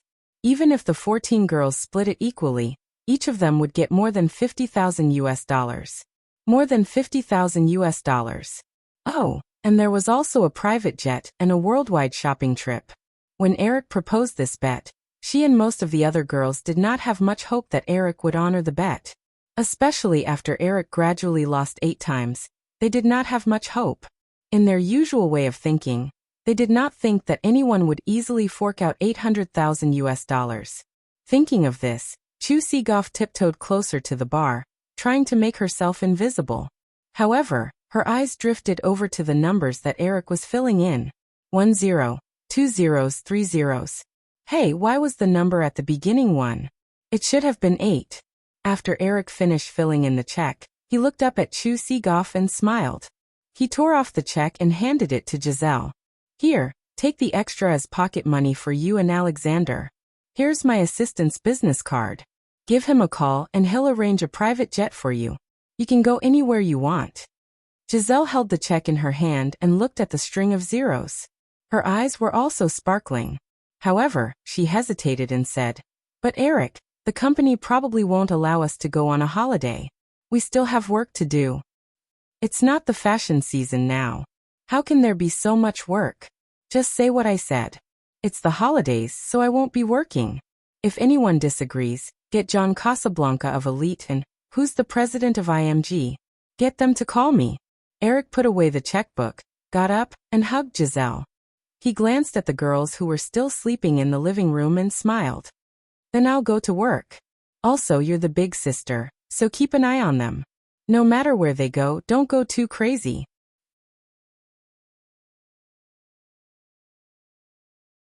Chapter 852. Last night's indulgence was just a small change in Eric's busy work. He didn't mind signing the $1 million check. After all, just like the math problem he gave Giselle, compared to his current wealth, $1 million was the same as $1 for an ordinary person. However, this check was a completely different concept for the girls. After sending Eric out of the apartment, Chu Seagoff immediately turned to Giselle and looked at the check in her hand expectantly. She couldn't help but reach out her small hand and said, Giselle, it's really $1 million. Can you let me see? Giselle pushed away Chu Seagoff's hand and said, Of course it's real. Would Eric sign a fake check for me? Chu Seagoff didn't dare to snatch it back. She returned to the bar by the window, but she didn't forget to correct Giselle. This is for all of us. Giselle sat down at the bar again and shook her head. No, $800,000 belongs to all of us.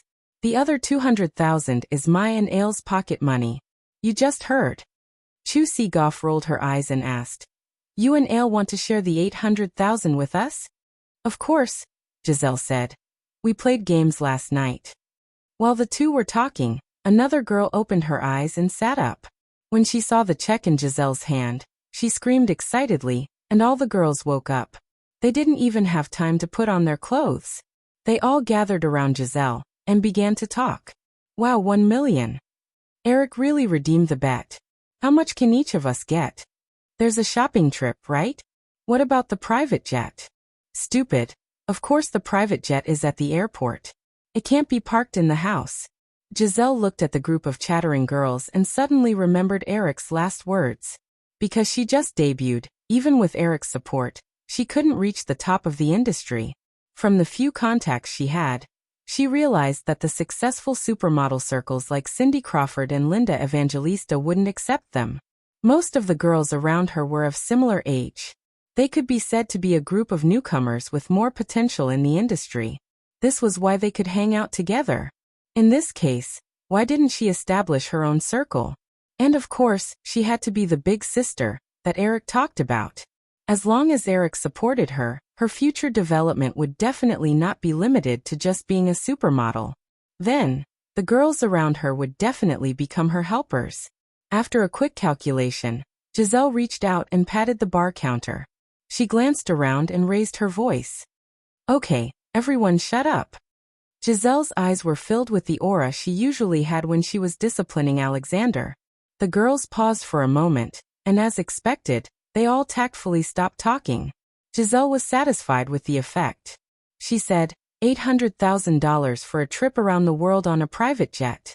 Eric promised to honor it. If everyone's passports are fine, we can go anywhere in the afternoon. In the soft cheers, Giselle continued, but you should know the rules. First of all, no one is allowed to talk about what happened last night. Otherwise, believe me, Eric just needs to make a phone call, and the agency will immediately terminate your contract. Your career will also end here. Although they felt that Giselle was a bit intimidating, the girls still nodded obediently. Even though they weren't old, they were able to get contracts with international modeling giants like Elite and IMG. This group of girls certainly weren't inexperienced. If word got out about what had happened last night, it wouldn't do them any good. After all, the models who had dared to jump out and expose things had all disappeared without a trace. However, someone immediately objected. Giselle, if we don't say anything, the company won't allow us to travel. This was indeed a problem. Giselle thought for a moment and had a bold idea. She said, How about this? I'll personally call the company's boss and talk to them. As long as they arrange it, even the agents directly responsible for us can't ask anything. Giselle, will the bosses listen to you? Of course, Eric said before he left that if they don't agree, he will directly ask. Giselle nodded with certainty. She saw that the girls were still hesitant. She also knew that the management of the agency was probably the unreachable controller of the entire industry in their eyes, but she was too lazy to explain. From Eric's interest in her and Alessandra, the two big agencies' almost protective reaction to the two of them, it could be seen how much influence Eric had. For example, the Victoria's Secret show had become a training ground for supermodels. Any modeling agency that wanted to send their models to the Victoria's Secret show had to go through Eric's test. Giselle, I think, can I get my share of the money directly? I mean, I'm short of money recently, and I still owe rent. The girl's voice was a little low, with a little uncertainty. It was Fernanda Tavares. Giselle was already very dissatisfied with her taking the initiative to attract Eric's attention last night. She said, "Of course, I'll give you your share, but you can't travel around the world with us."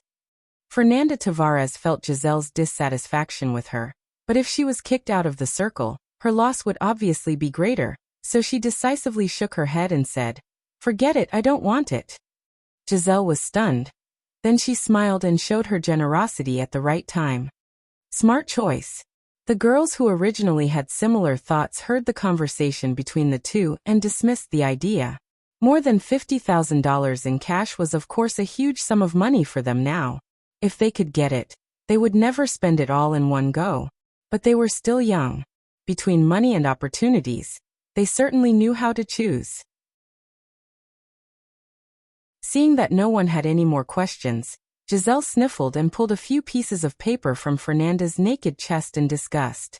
She pinched them and said, "You guys look and smell like a group of natives who just ran out of the Amazon jungle. Go take a shower and clean this place up." There were always a lot of bathrooms in Western-style apartments. The girls finally realized their embarrassment at this time. They laughed and quickly got into different bathrooms. After confirming her status as the big sister, Giselle was very satisfied. She picked up the phone on the bar, found the address book, and began to dial the numbers of the bosses of the agencies. Because of work, the girls basically had multinational passports. They flew to Tokyo in the afternoon. Of course, they were definitely first selected by Giselle. Although compared to ordinary people, the girls had more opportunities to go abroad. They were basically working in fashion shows during the fashion season. Under the company's arrangement, they would be busy for more than 10 hours a day. Then they would be so tired that they would fall asleep as soon as they hit the bed. They had no intention of traveling at all. This was the first time they could indulge to their heart's content. Eric had a rough idea of what had happened from John Casabianca, the CEO of Elite, on the phone, but he just smiled and brushed it off.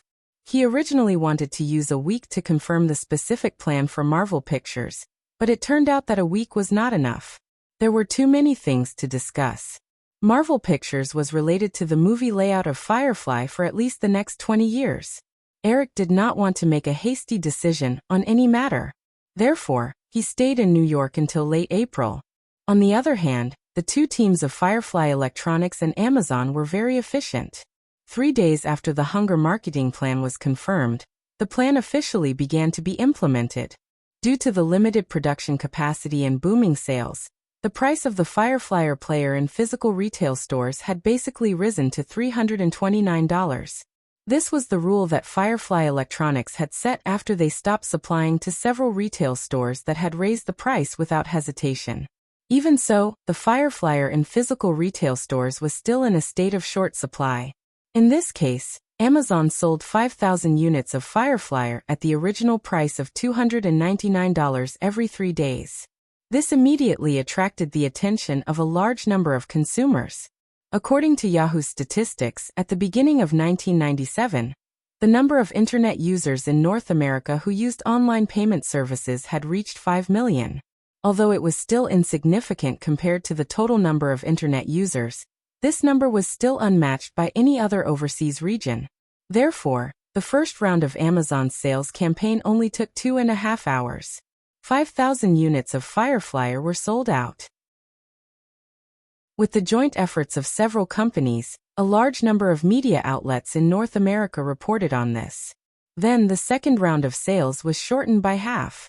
The third round was shortened to 10 minutes. Hunger marketing was not a novel marketing method, but this was definitely the first time it was put on the table on a large scale. and became a social topic. With the help of this hot topic, more and more people, regardless of whether they were interested in the Fireflyer or not, inevitably noticed this epic-making music player product. The potential consumers who were still in a wait-and-see state also joined in the rush to buy this product. When the fourth round of Fireflyer sales began, there was only 1 minute left in the entire process. Amazon's online store page even began to lag due to the influx of customers. The popularity of online sales also stimulated physical sales. Although the price was $30 higher than the Amazon store, due to the scarcity of the product, most retail stores sold out almost immediately after they put the new Fireflyer on the shelves. Unsurprisingly, a large number of scalpers appeared. Immediately, some media outlets began to suspect that this was a joint effort between Amazon and Firefly Electronics. The online store sales volume was far lower than what was announced to the public. Amazon quickly clarified. Without disclosing customer privacy, they directly posted the transaction records of each purchase on the website's homepage. The situation of Fireflyer being out of stock inevitably caused some users to dislike it.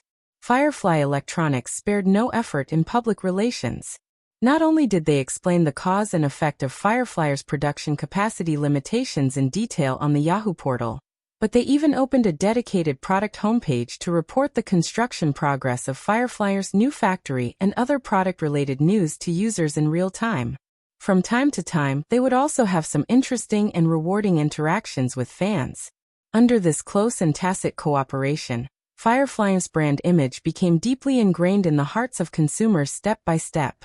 Amazon also became the biggest external beneficiary of this process. Due to the popularity of hunger marketing, Amazon's average traffic increased by 50% in just 2 weeks. Jeff Bezos decisively changed his original plan and took advantage of this opportunity to introduce more product types. In addition to Firefly Electronics and Amazon, the online music store that Yahoo was in charge of also achieved impressive sales results. Even without Fireflyer, the purchased music could be played directly on the personal computer. It even had the ability to burn music.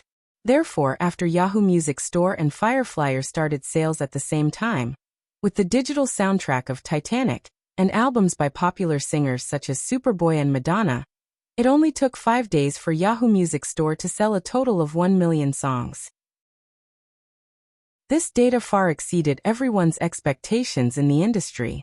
Before this, even the boldest prediction said that it would take at least 2 months for Yahoo Music Store to achieve the first 1 million song sales. But in fact, this process only took 5 days. At this sales rate, Yahoo Music Store could achieve at least $70 million in sales revenue in the first year. It had to be said that this data was very obvious in driving the overall revenue of Yahoo. After all, before the IPO, Yahoo definitely needed a more beautiful annual financial report. The sales data of Yahoo Music Store far exceeded expectations. The most nervous were undoubtedly the major record companies. Although the CD-ROM drive on personal computers had also just appeared, the CD burning function provided by Yahoo Music Box software was almost equivalent to directly destroying the original ecology of the record industry. Before this, the average price of a music album in the market was about $20, but Yahoo Music Store reduced this price by half at once. Even according to the sharing rules, the product companies received a share of about $7 per digital album from Yahoo Music Store, which was not much less than the profit obtained from selling a physical product. But the major record companies were still on high alert. 2 weeks after Sony issued that statement at the beginning of the month, Sony Records, together with 2 other record giants, BMG and EMI, filed a lawsuit in the San Francisco federal court to ban the production and sales of MP3 players on the grounds of encouraging the spread of pirated music. Chapter 853. Eric spent the past 2 weeks in frequent meetings with Marvel's management. During this time, Katzenberg personally came to New York to participate in several more important meetings. After repeated discussions during this period, the company preliminarily determined the basic structure of Marvel Pictures and the movie development plan. Marvel Pictures would be completely independent of Firefly Corporation's film and television production system. Together with the planned future Marvel Television production company, They would be responsible for the development of all superhero films and television works under Marvel Entertainment. At the same time, Eric would personally serve as the producer of all Marvel's movies in the first stage to ensure the smooth implementation of the plan. In terms of movie production, Marvel Pictures would largely imitate the standardized industrial process of the era of major Hollywood studios. All production personnel such as producers, directors, actors, and so on had to follow Marvel's overall style and will, in order to implement cost control as much as possible and maintain the sustainability of the serialized comic film development plan. All the core characters in Marvel Pictures movies had to sign long-term packaging contracts. At the same time, Eric no longer pursued the radical strategy of Marvel movies. In the preliminary movie universe plan, only the Avengers storyline was confirmed for the time being. As for projects such as X-Men and Fantastic Four, Eric decided to wait for the Avengers plan to be successfully implemented before Marvel movies gained enough influence to start the production of other series. In the original space-time, it was the great success of Marvel's Avengers plan that completely activated all of Marvel's IP and led all of Marvel's superhero brands to enter the heyday. Before that, other than Sony's Spider-Man, the other Marvel movies could not be considered too successful. This was especially so for the X-Men series. In Eric's opinion, the X-Men series, which had a large number of rich characters, was completely messed up by Fox. The characters were not focused, the timeline was messy, and most of the sequels in the entire series only returned to the original line. Firefly would definitely not be able to dig out the gold mine of Marvel. Eric would still adopt the strategy of cooperating with other studios. However, the premise of all this was that Marvel Pictures still had to have enough control over the project development and more profit sharing. However, even if Firefly had a close relationship with Fox and Metro-Goldwyn-Mayer, the cooperation between the parties would not be so smooth if they could not prove the huge potential of Marvel superheroes. Therefore, the success or failure of the Avengers became the key to the development of the entire Marvel Cinematic Universe. Firefly had signed a contract with Cameron for Spider-Man.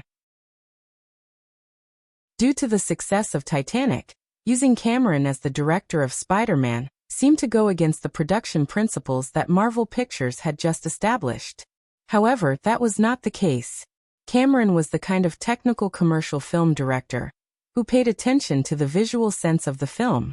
The films he directed had always focused on the story and not the artistry.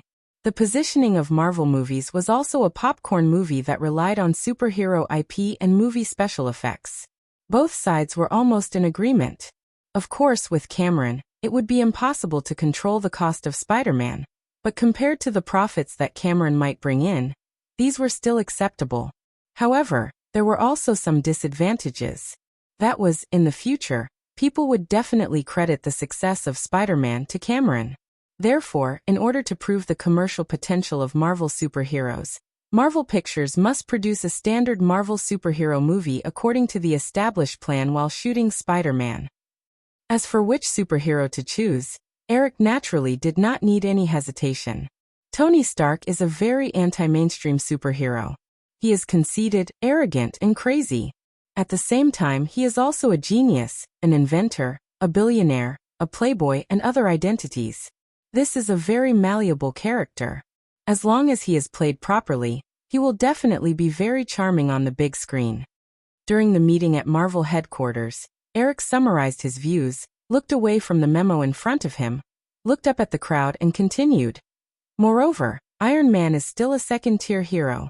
If the movie is successful, it will undoubtedly prove the great value of Marvel superhero characters.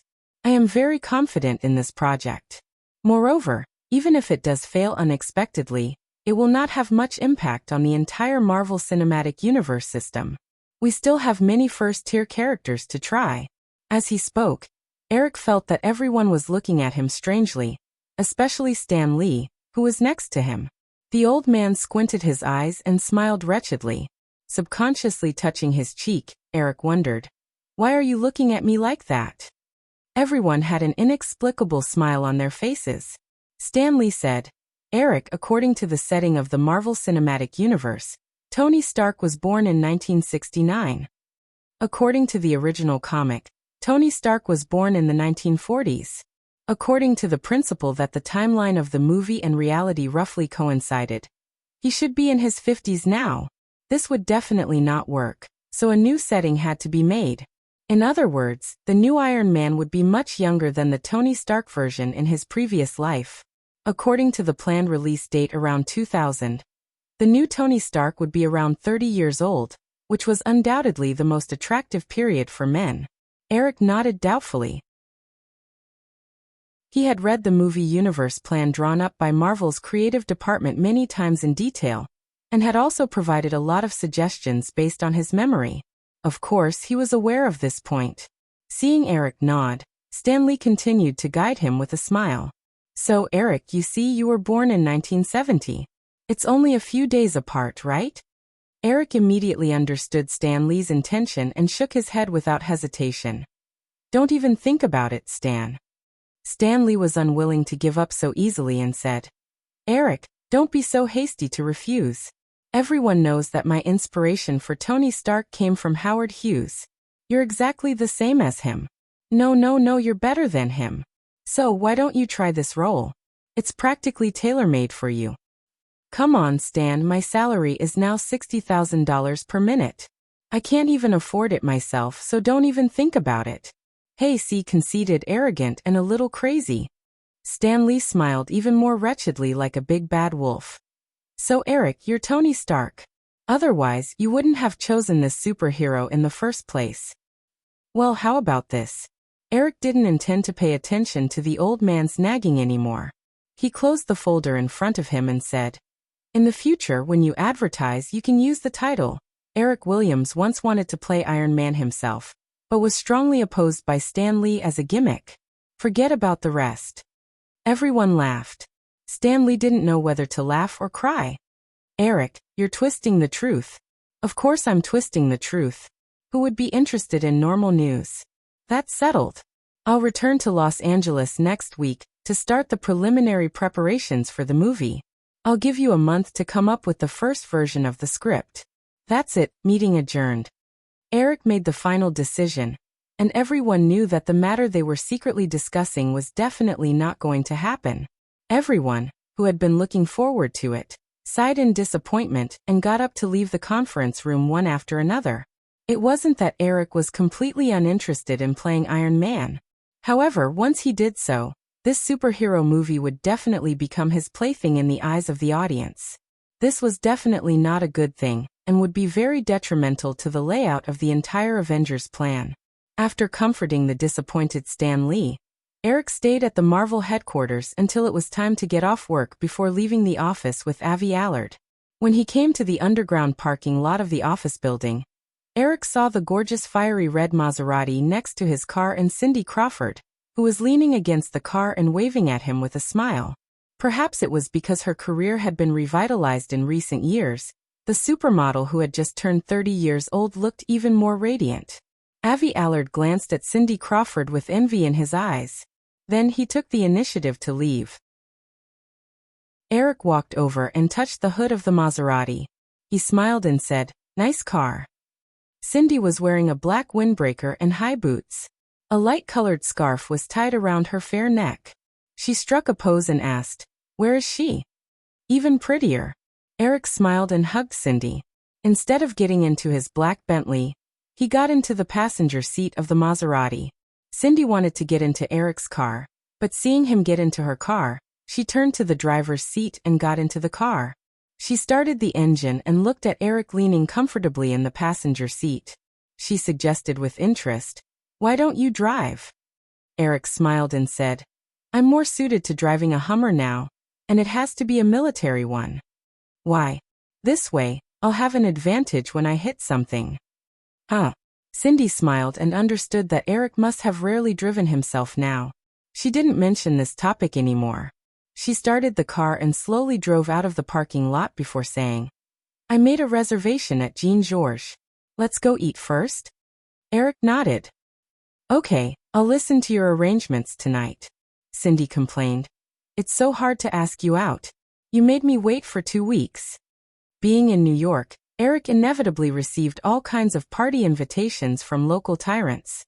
He could turn down most of them, but there were some he couldn't. These days he had to entertain almost every night. It was also because they were about to leave that Eric had the time to spare. Hearing Cindy's slightly bitter tone, Eric smiled and said, "You're in such a hurry to ask me out. Don't you have a new boyfriend yet? This isn't your style." Cindy turned the steering wheel and looked at him. "Don't you want me to be single forever? I want you to get married. That's more exciting." "Damn man." Cindy rolled her eyes and said, "I tried dating someone, but I felt it was too boring. We broke up at the end of last year."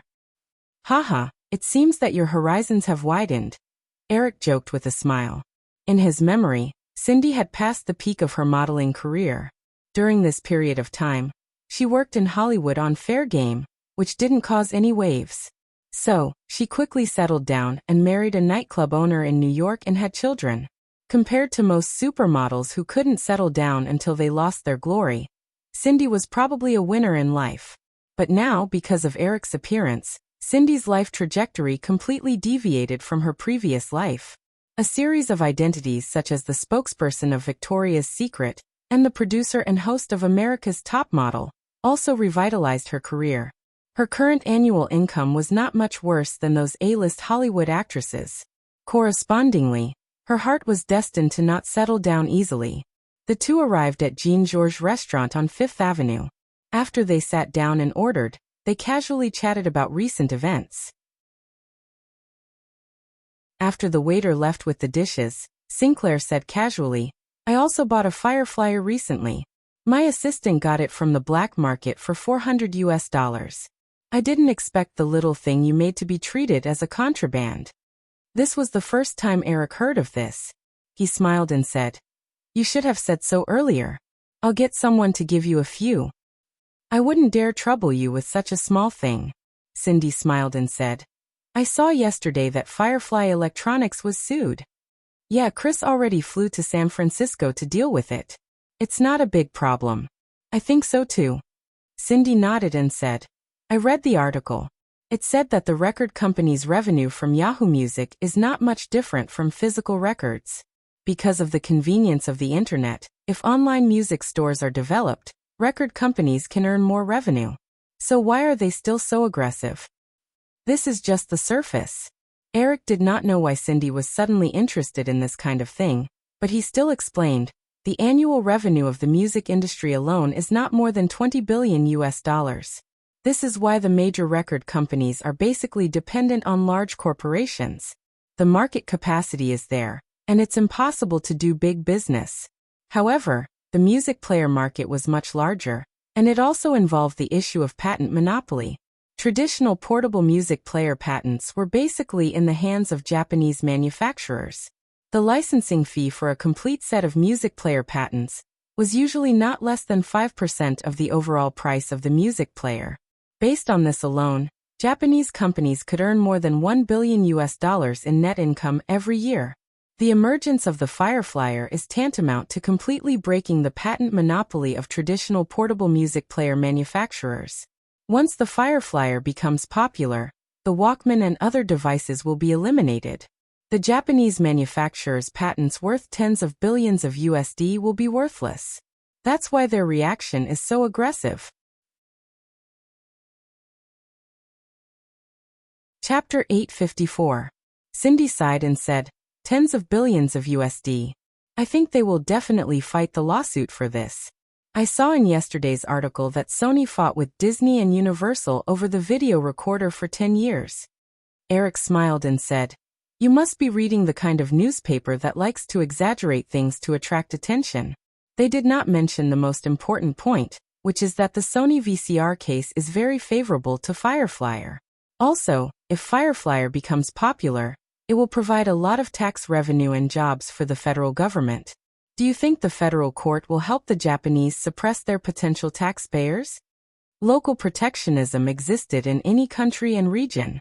If the core patents of traditional portable music players were in the hands of American companies, Firefly Electronics might have encountered some trouble because of the huge interest entanglement of tens of billions of dollars. However, these patents happen to be in the hands of the Japanese. Even traditional music player manufacturers in the United States had to pay a large sum of patent licensing fees to Japanese companies every year. In this case, it would be a miracle if the federal court in San Francisco would help the Japanese. Chris had mentioned in the recent calls from San Francisco that the federal court in San Francisco would most likely reject the lawsuit filed by Sony and the other two major record labels, and would not file a case. Cindy tilted her head slightly and listened quietly. She then asked with interest, "What's the case law?" "You won't be interested." Eric shook his head and smiled at Cindy. "I'm curious, why are you suddenly asking about this?" "Actually, it's like this." Cindy did not show any embarrassment when Eric saw through her.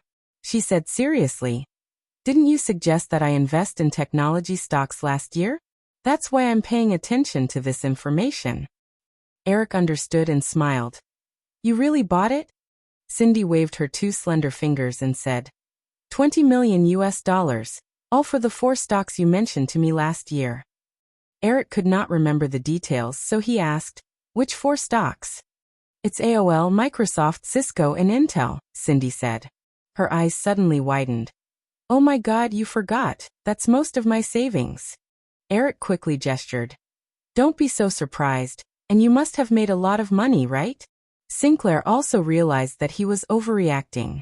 Due to their status, there were already many customers looking in their direction, and now, a lot of people were looking at them openly. Cindy took a sip of red wine and said excitedly, "Yeah, it's crazy. These stocks have more than doubled in a year. Now the value of my stocks is close to $50 million. I never thought I'd have so much money." Eric actually felt the same way.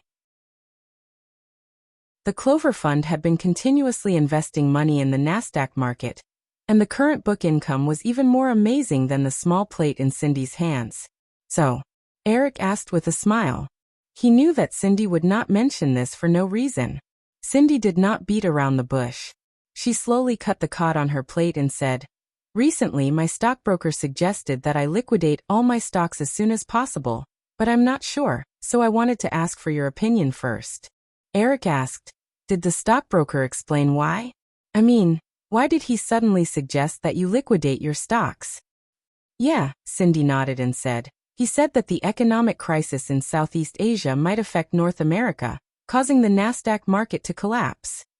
The Nasdaq index was currently close to 1,500 points, which was almost double of 3 years ago. Therefore, the investment market had long been bearish on the Nasdaq index. Eric was probably the only person in the world who was 100% sure that the Nasdaq index was far from reaching its limit. However, if Cindy's stockbroker used the reason that the Nasdaq index was too high to persuade her to sell her stocks, Eric would not be surprised. It was very common for stockbrokers to encourage their clients to frequently buy and sell stocks to earn more commissions. However, the stockbroker used the reason that the economic crisis in Southeast Asia might affect North America.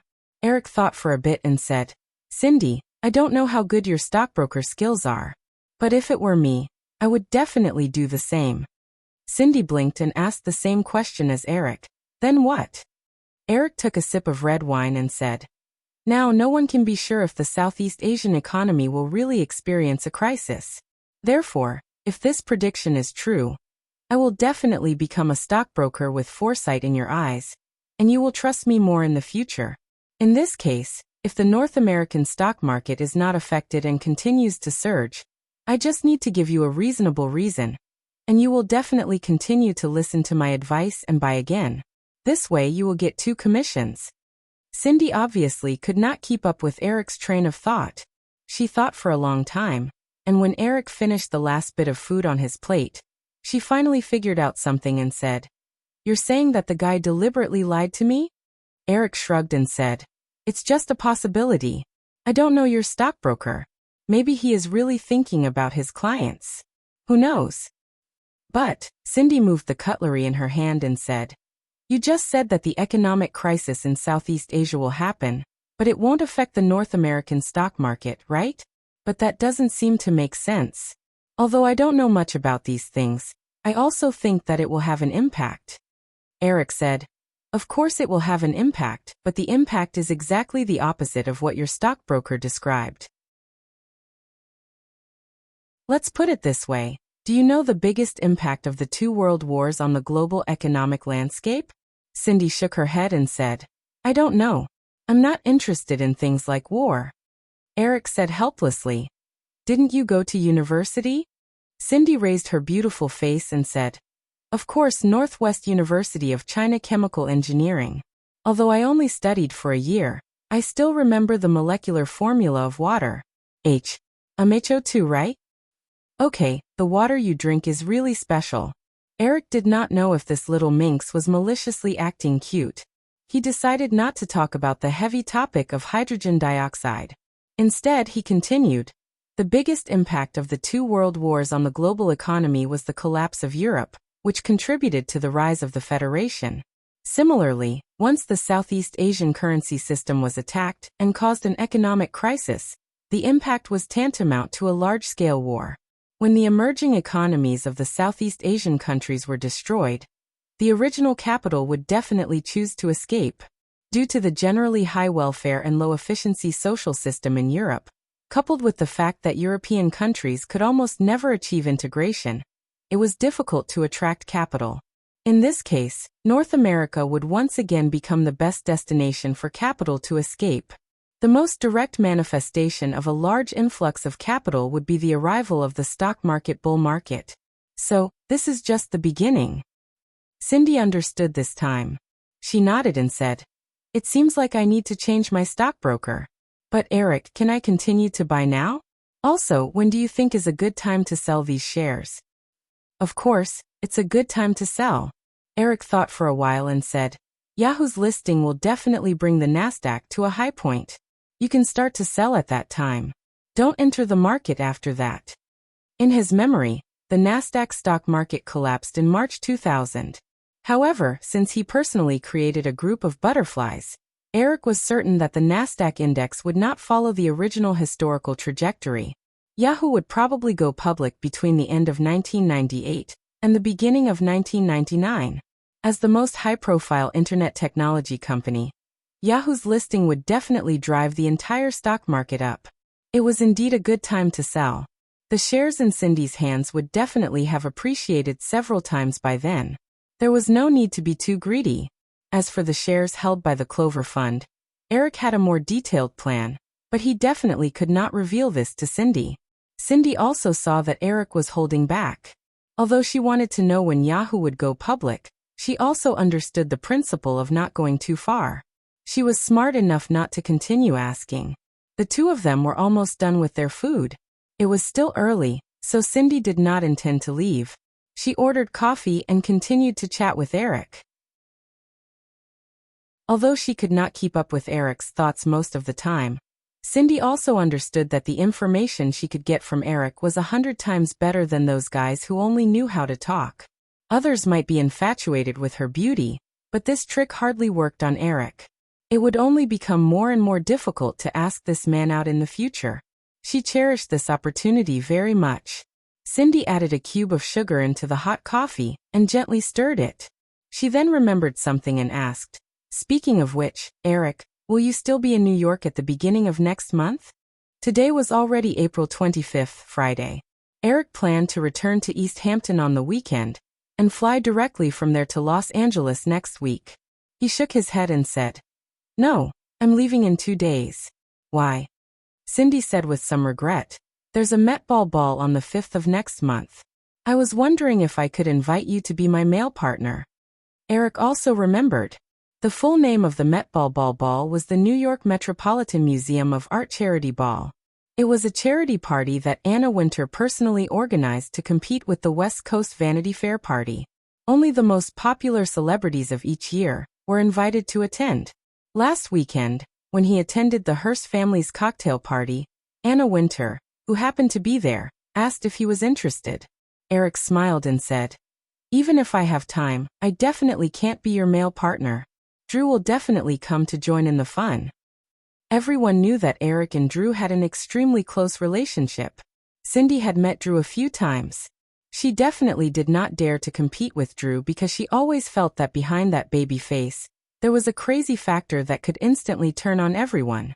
If she and Drew had a conflict, Cindy was sure that Eric would not help her.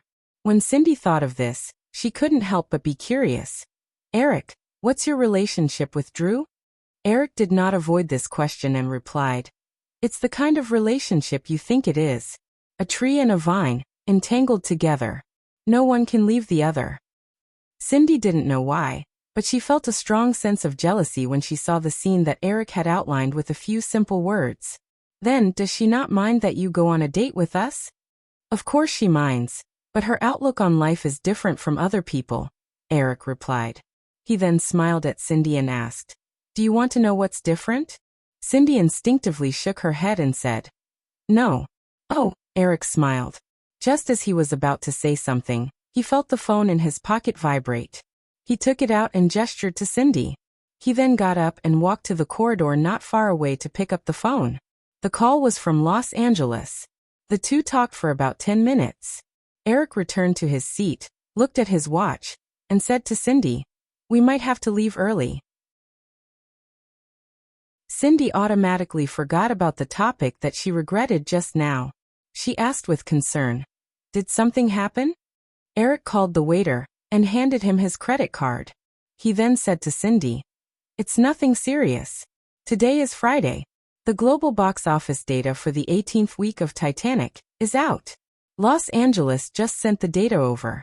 I want to go back and take a look. Wow, it's already the 18th week. Cindy was immediately interested. She said, I remember last week it was $1.75 billion. This is a miracle. How much is it now? $1.852 billion. Eric reported a number. He was not so calm because this number meant that Titanic had successfully broken the box office record of $1.840 billion in the first round of screenings in his previous life. It was still sprinting towards the new record of $2 billion. Katzenberg just said on the phone that according to the current box office curve of Titanic, there was no doubt that the global box office would reach $2 billion. The only thing that was uncertain was how far the final potential would go. A month ago, when the global box office of Titanic exceeded $1.5 billion, the company's executives suggested holding a grand celebration party, but Eric rejected it. He preferred to celebrate after the global box office exceeded $1.8 billion, which was a more special goal. In the phone call just now, Eric and Katzenberg had agreed to hold a grand celebration party next Wednesday in the preliminary model of Titanic at Firefly Studios. At the same time, they would officially announce the Titanic theme exhibition to the public.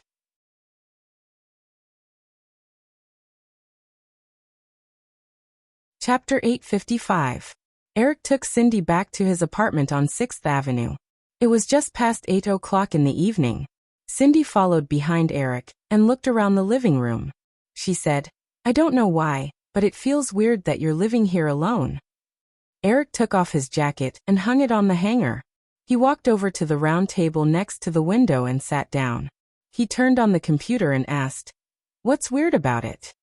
Cindy also hung up her windbreaker and sat on the stairs. She took off her high boots and pondered for a moment before she asked, don't you feel lonely? Eric typed in the password and said, if I remember correctly, you live alone too, right? I think so. Cindy was still thinking about it.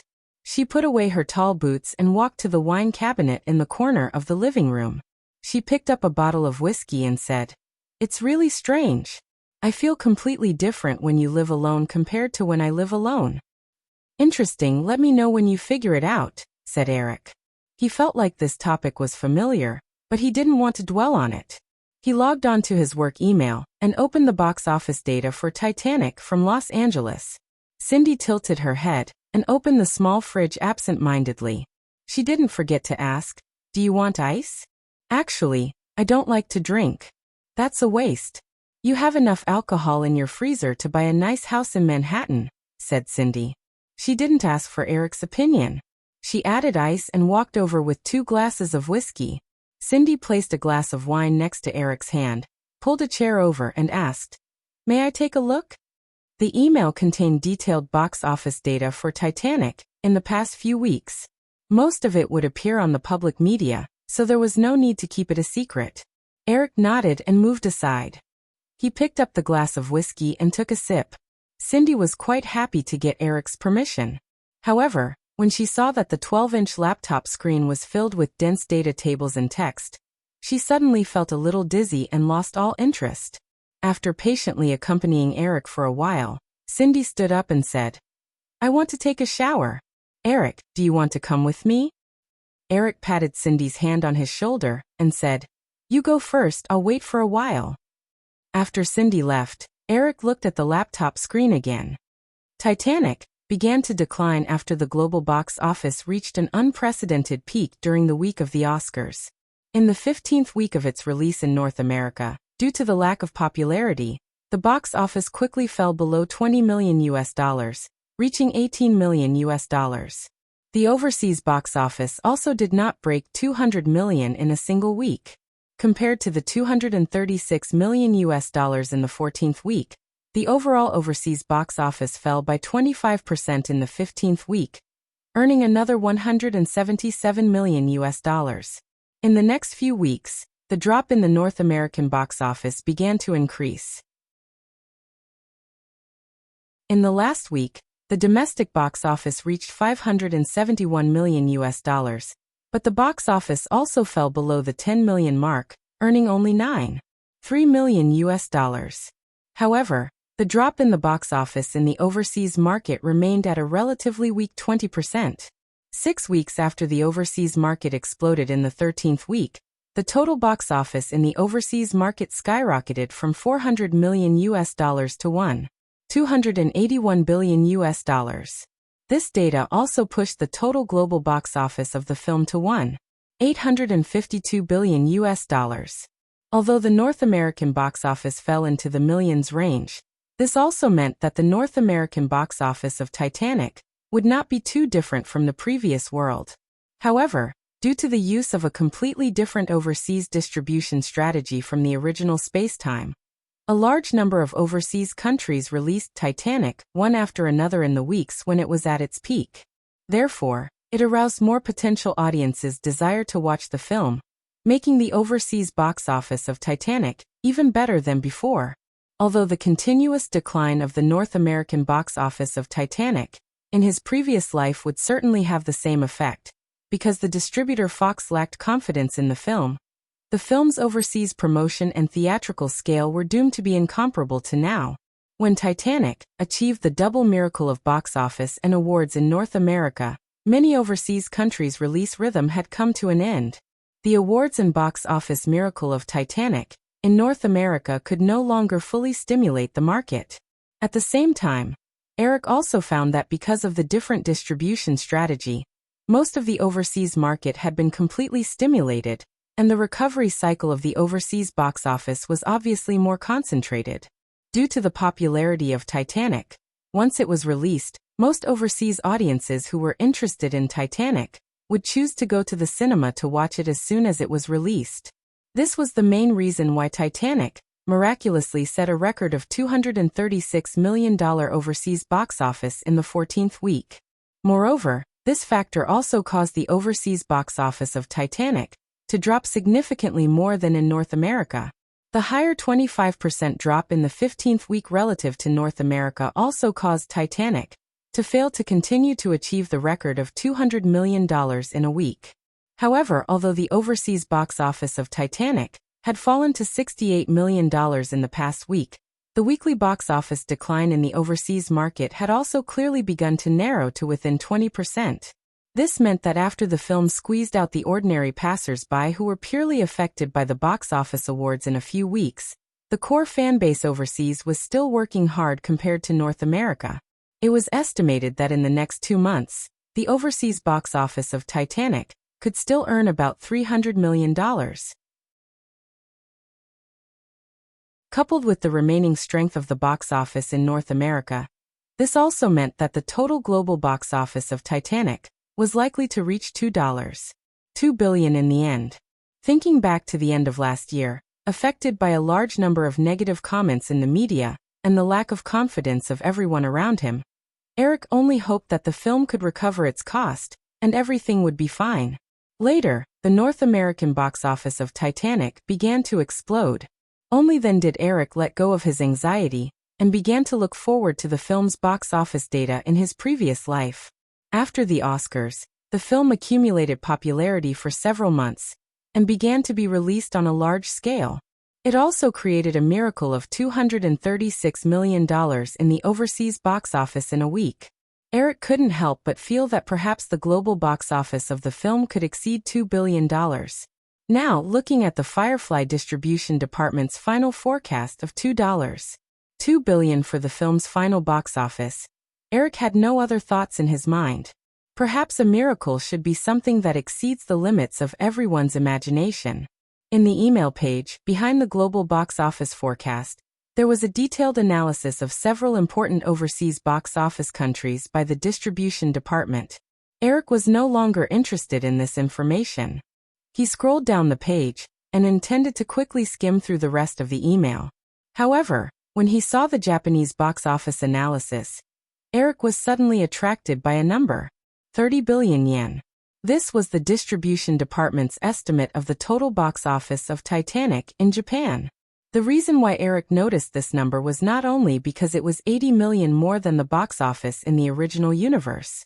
It was also because this number was almost the same as the #1 box office in Japan in the original universe, Spirited Away. However, after the exchange rate conversion, the 30 billion yen was equivalent to $280 million. But he happened to remember that in history, the domestic box office of Spirited Away was $250 million. Where did the other $30 million go? Glancing at the page again, Eric quickly found a set of numbers. 1071. This was the current exchange rate of the yen to the USD. In an instant, Eric understood a lot of things. In the original universe, Titanic was released in North America at the end of 1997. The release time in Southeast Asia was about the same. At the end of 1997, what time was that? The financial crisis was raging throughout Southeast Asia. In Eric's memory, the currencies of Thailand, Indonesia, the Philippines and other Southeast Asian countries were almost cut in half. Even Japan, affected by the overall economic situation, currency depreciation reached about 20%. These devastated currency systems obviously could not return to normal in a short period of time. Then, according to the series of information conversion, in 1998, the exchange rate of the yen to the USD should be about 133.1. At that time, the box office of Titanic in Japan was equivalent to $200 million. According to the current exchange rate of 107.1, it should be about $250 million. The 30 million difference this time should be an additional gain due to factors such as the change in distribution strategy, rather than the incredible 80 million just now. Realizing this, Eric immediately operated the mouse again and slid the page to the detailed overseas box office numbers. In addition to Japan, the main Southeast Asian countries and regions such as Korea, Hong Kong, Taiwan, Singapore, Malaysia, Thailand, and the Philippines, the current cumulative box office also reached $120 million. The follow-up piecemeal income was expected to be about $30 million.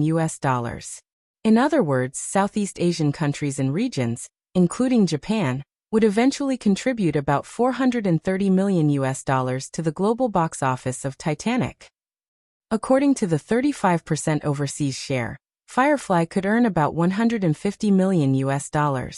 But obviously, this had to be under the condition that the Southeast Asian currency system remained stable. Based on the progress of most of the Southeast Asian theaters, if Firefly followed the usual settlement steps, they would have to wait until September to get a share of the profits. At that time, the economic crisis in Southeast Asia would be in full swing. Due to exchange rate factors, Firefly's $2 billion global box office figure would definitely be lowered. If this was not important, the most direct result would be that Firefly would eventually lose more than $50 million in revenue due to the currency devaluation in Southeast Asia.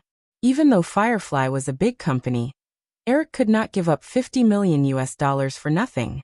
Eric organized his thoughts and opened the draft box to write an email. He described his series of findings in detail and hoped that the management of Firefly could discuss and come up with a corresponding solution as soon as possible. On the other side of the living room, the bathroom door opened. Cindy walked out with only a towel wrapped around her body.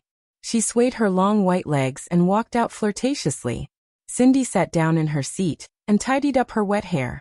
When she saw Eric typing on the keyboard, she shook her legs restlessly and reached out her toes to scratch Eric's leg. Eric stopped typing and turned his head to look at the woman. He picked up the glass of whiskey and drank the last bit. He shook the glass at Cindy and said, "Here, hold it." The ice cube in the glass had melted to the size of a walnut. It made a crisp tinkling sound as Eric shook the glass. Cindy took the glass with a smile on her face. However, her eyes were watery as she said, "Again, this ice cube was soaked in whiskey. Do you want me to die from the spiciness?" "I'd love to see you die from the spiciness," Eric said with a smile as he glanced at the glass of whiskey that Cindy hadn't drunk yet. He then began to type on the keyboard again. Cindy looked at the ice cube in her glass and shrunk her neck. She obediently picked up Eric's glass and poured the ice cube into her mouth. Her cheeks were puffed up as she stared at Eric. Eric ignored the woman's attempt to act cute. He finished writing the email and copied it to Katzenberg, Frank Wales, and several other executives. Only then did he turn off his computer. Cindy saw that Eric was done with his work. She blinked and spat out the ice cube in her mouth. She held it in her hand. The ice cube's original edges were a lot smoother. "It seems a bit big." Eric picked up the woman and walked to the sofa. He smiled and said, "Don't you always like big ones?" Puffed. Oh, when Eric sent the email, some people in Los Angeles were still working. It didn't take long for Katzenberg and the others to call. After spending the weekend in East Hampton, Eric returned to Los Angeles on Monday. The first meeting he attended was to formally discuss Eric's email. According to our preliminary plan, in the conference room, Katzenberg recounted the results of everyone's discussion over the weekend. "We can use hedging methods in foreign exchange transactions to cash out the benefits of the Southeast Asian countries in advance. However, this will definitely cause a certain amount of losses." Eric read the document that Katzenberg had drafted over the weekend. He looked up and said, "Now our summer movies Finding Nemo, Prison in the Sky, Jedi Cop 2, and Jurassic Park 3, and Rush Hour 2 at the end of the year should have discussed distribution agreements with Southeast Asian distributors, right?"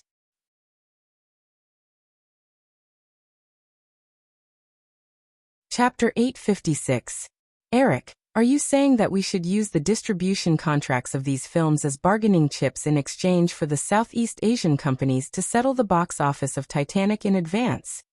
As soon as Eric finished his sentence, the president of the distribution department, Robert Thompson, asked knowingly. Eric nodded, but quickly shook his head. "We can do that, but it's not limited to that. What I mean is that we need to prepare for the worst for the Southeast Asian economy. While we try to recover our share of Titanic as soon as possible, we should pre-sell the distribution rights of the film to distributors in Southeast Asia at a buyout price in the future."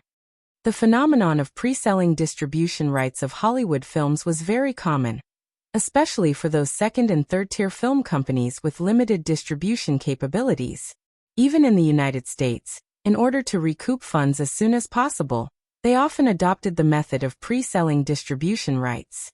However, after years of expansion of distribution channels, due to the strong worldwide film distribution network, Firefly Group rarely used this kind of low-yield pre-sale distribution strategy, even for some of its low to medium-budget films. After all, the logic was just like farming. The same piece of land, primitive/and-burn farming and complex intensive farming would definitely yield different crops. Sure enough, as soon as Eric finished his sentence, there was an immediate outcry of objection. Robert Thompson said, "Eric, the box office of Titanic is almost confirmed. If we try to recover our share of the profits in advance, there won't be any losses. However, if we sell the distribution rights of the films that haven't been released yet, not only will it be difficult for us to get a high price, but if the box office of some of the films explodes, the decision we made to avoid the economic crisis that may not happen may bring us even greater losses. The entire Southeast Asian region accounts for 30% of the total overseas box office. I strongly recommend against this." Eric recalled the box office data of Titanic that he saw last Friday night. The entire Southeast Asian region did account for about 30% of the total overseas box office of the film. However, Japan accounted for about 20% of the total overseas box office. In his memory, during the Southeast Asian economic crisis, Japan's currency depreciated by about 20%. It was far lower than other Southeast Asian countries whose currency systems were generally cut in half. Moreover, compared to other Southeast Asian countries, Japan's economic recovery speed was obviously faster. Since that was the case, 20% currency depreciation was still acceptable to Firefly. As for the other Southeast Asian votes, there was no need to insist at all. It was conceivable that when the economic crisis broke out, the small Southeast Asian box office share, which originally only accounted for 10% of the overseas box office share, would definitely fall to an insignificant 5% under the impact of currency depreciation. There was no possibility of recovery in the short term. Perhaps in the next few years, Hong Kong films, which were already on the decline, would completely fall into silence. This should be related to the sharp contraction of the Southeast Asian market. After thinking for a while, Eric said, "Let's do it this way. For Southeast Asia, Japan will maintain the original distribution strategy. As for Singapore, Malaysia, Thailand, etc., we will follow the plan I just mentioned." If the Japanese market was excluded, the remaining small market in Southeast Asia was not even comparable to Latin America. The group of senior executives no longer insisted. After discussing the details of the implementation, they began the next topic. The meeting lasted the entire morning. Eric had lunch at the headquarters in Burbank and hurried back to Sharphorn Manor. When he was still in New York, Madonna called several times and wanted to visit Eric after he returned to Los Angeles. At this time, Madonna had begun a lawsuit with Warner Records over the issue of digital distribution rights. Although the outcome was still uncertain, this incident, as a fuse, would obviously attract more musicians' attention to online music sales. Coupled with the close cooperation between the two sides in the Yahoo Music Store, Eric would not hesitate to set aside half a day to meet with Madonna. So he made an appointment for this afternoon. Of course, Eric also knew that Madonna's visit this time might be to urge him to write a song for her. This was what Eric had promised her more than a month ago. Tomorrow was the celebration party for the box office of Titanic, breaking $1.8 billion. Katzenberg also had to rush from the headquarters in Burbank to Praia Vista Studios in the afternoon, so he took the opportunity to hitch a ride with Eric and talk about some official business. When Eric mentioned his intention to return to Sharphorn Manor, Katzenberg said, "Speaking of Yahoo Music Store, although Warner Records and Universal Records are not involved in this lawsuit, Barry Weiss from Firefly Records called a few days ago. Warner Records is privately interested in poaching the Backstreet Boys from us." Eric asked, "If I remember correctly, their contract should be 5 years, right?" "Yes, about 2000. Barry said that they were a little tempted, but Warner Records might not be willing to pay them in full for the breach of contract, so they did not reach an agreement. However, if the contract expires..." Katzenberg paused and looked at Eric, then said, "I'm afraid they won't stay with Firefly Records anymore." Eric knew that the close cooperation between Firefly Records and Yahoo Music Store would definitely cause some scruples among their artists. Due to the publicity of other record companies, most singers subconsciously felt that the cooperation between Firefly Records and Yahoo Music Store was on the basis of sacrificing their interests. Under the manipulation of several major record companies, the American Music Association was not even willing to admit the sales of digital music albums, which would undoubtedly cause the sales of Firefly Records singers to be much lower than the actual number. Eric did not think so.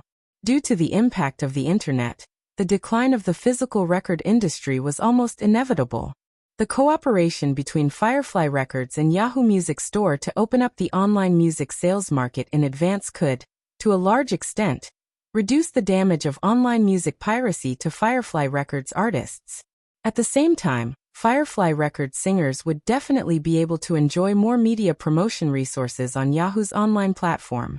Eric believed that with the further promotion of Firefly, this advantage would quickly become apparent in the next few years. Whatever Universal Warner wants to do, we'll deal with it as they come. Eric said as he looked out of the window. At this time, the car was shuttling through Venice Boulevard. Eric happened to see a huge movie poster of Godzilla flash past him. If he did not consider the information in his memory, the upcoming summer was still very important.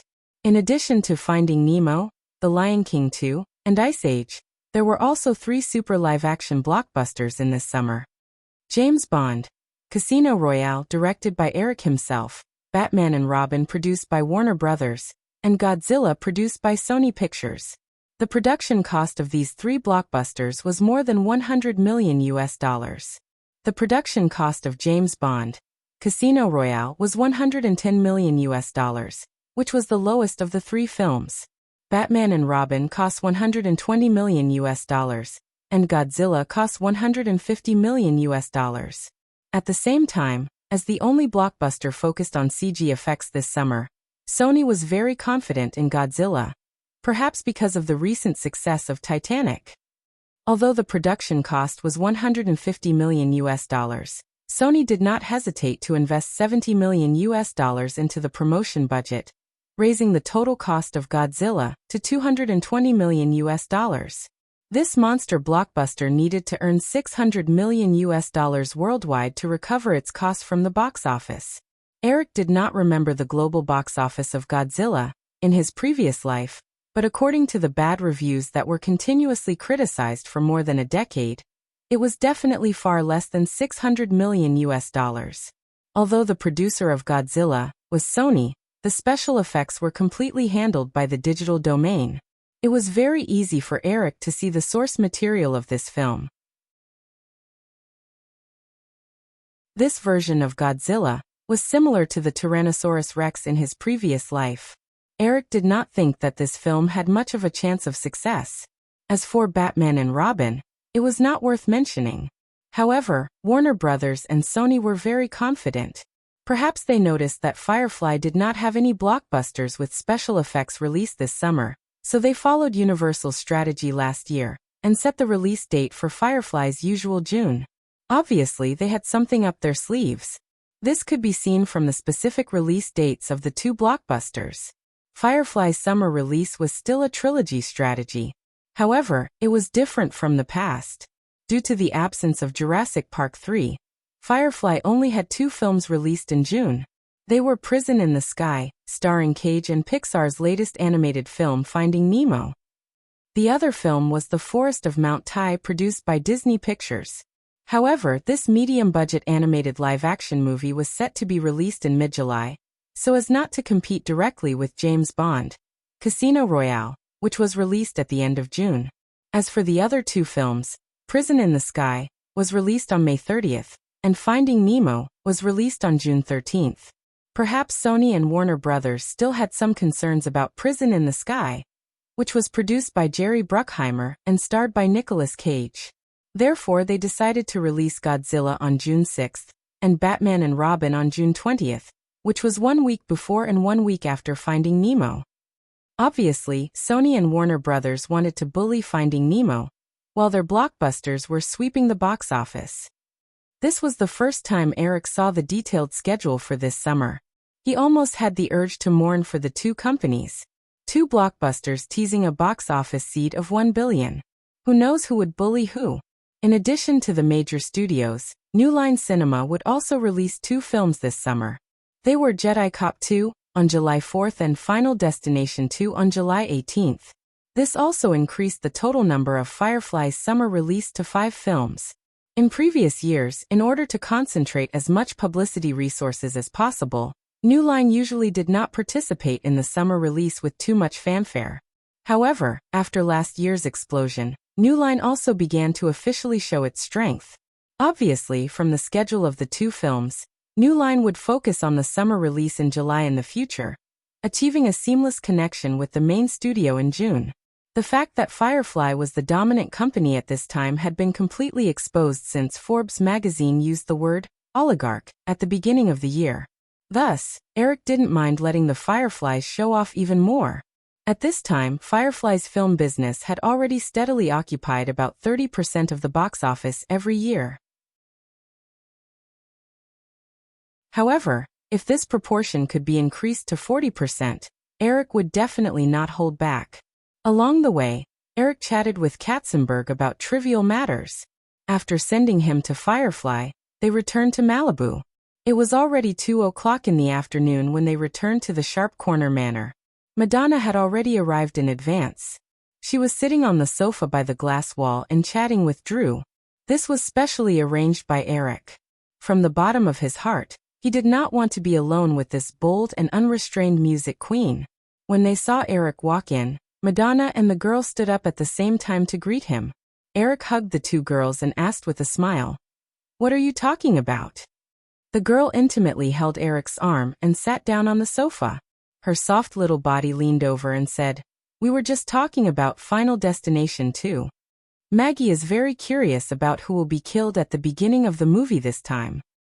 Final Destination 2" would also be released this summer. Although it was not as big as the blockbusters, it still received a lot of attention. The girl personally played the role of the girl who was killed at the beginning of the first movie. Because of her completely different level of influence from her previous life, this also became a hot topic for many fans. According to the usual practice, MGM would definitely not let go of this publicity stunt. It was very likely that the sequel would also invite other powerful stars to play similar roles. Eric reached out and took the coffee cup from Natasha. He curiously asked, "Oh, I don't know yet. Who is it?" "Why don't you guess first?" Eric looked at Madonna and shook his head with a smile. "I can't guess. Don't tell me you came back to life in the movie and then got killed again? Haha, how can I be that bored?" The girl coquettishly shook Eric's arm and said, "It's Rachel." Before Eric could react, Madonna was already surprised. "Rachel Weisz." The girl nodded. The box office of Titanic exploded, and as the male and female leads, Xiaoli and Rachel, could be said to have soared to the sky. Even Julia and Nicole couldn't be compared to Rachel's strong popularity recently. One could imagine how shocking it would be if the fans knew that Rose was suddenly killed in a horror movie. Eric was really curious. He asked the girl, "How did you get her to come here?"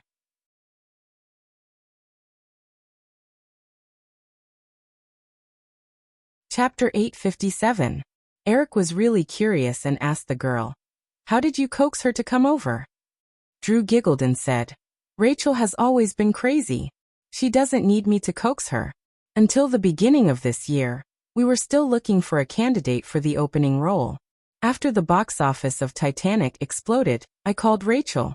She was very interested, and then it was confirmed." Eric also remembered the interesting things that Carolyn had told him about Rachel Weisz. Such a tough girl who liked to drive a Jaguar King with a large displacement was definitely not as ladylike as she looked. Suddenly thinking of something, Eric said, "Rachel agreed. Her agent must be furious, right?" Rachel had just become an A-list actress with Titanic, and had not had time to go further, but she suddenly went to make a guest appearance in a horror film. Not to mention the price, this contrast in image could affect her popularity if they did not pay attention. Yes, they were furious. Even Kapoor called me and told me not to act so recklessly. "In the end you still filmed it?" Yes, Rachel was also very angry. She said that she did not want to be a puppet at the mercy of her agent, and then she filmed it. Eric smiled and did not care too much. This was just a willful guest appearance, and the crew of Scream 2 would definitely not overturn Rachel's image. Other than a gimmick, the possibility of a substantial negative impact was not too high. After chatting about a few interesting things, Eric turned to Madonna, who was sitting next to him. After all, she was a guest, and he could not be too cold. "Maggie, what about you? What have you been doing recently?" Madonna leaned lazily on the single-seater sofa, holding a coffee cup and listening to the conversation between Eric and Drew with interest. She replied, "Me? I'm very free. So Eric, do you think Firefly has a suitable movie for me?" Madonna was definitely one of the singers in the circle who liked to go to Hollywood the most. Not only did she appear and disappear mysteriously in all kinds of bad movies that couldn't even enter the cinema, but she also often teased Hollywood filmmakers. Last year's Mrs. Varon could be said to be Madonna's most famous movie. At that time, this project almost fell into the hands of Firefly. However, considering the quality of Madonna's previous works, the production department rejected the $55 million budget of the main creative team. In the end, they did not reach an agreement. Later on, this decision was proven to be correct. Although Mrs. Verone won the Golden Globe Awards and the Oscars, its North American box office only grossed a little more than $50 million. Warner Brothers, who took over the project, still suffered a small loss.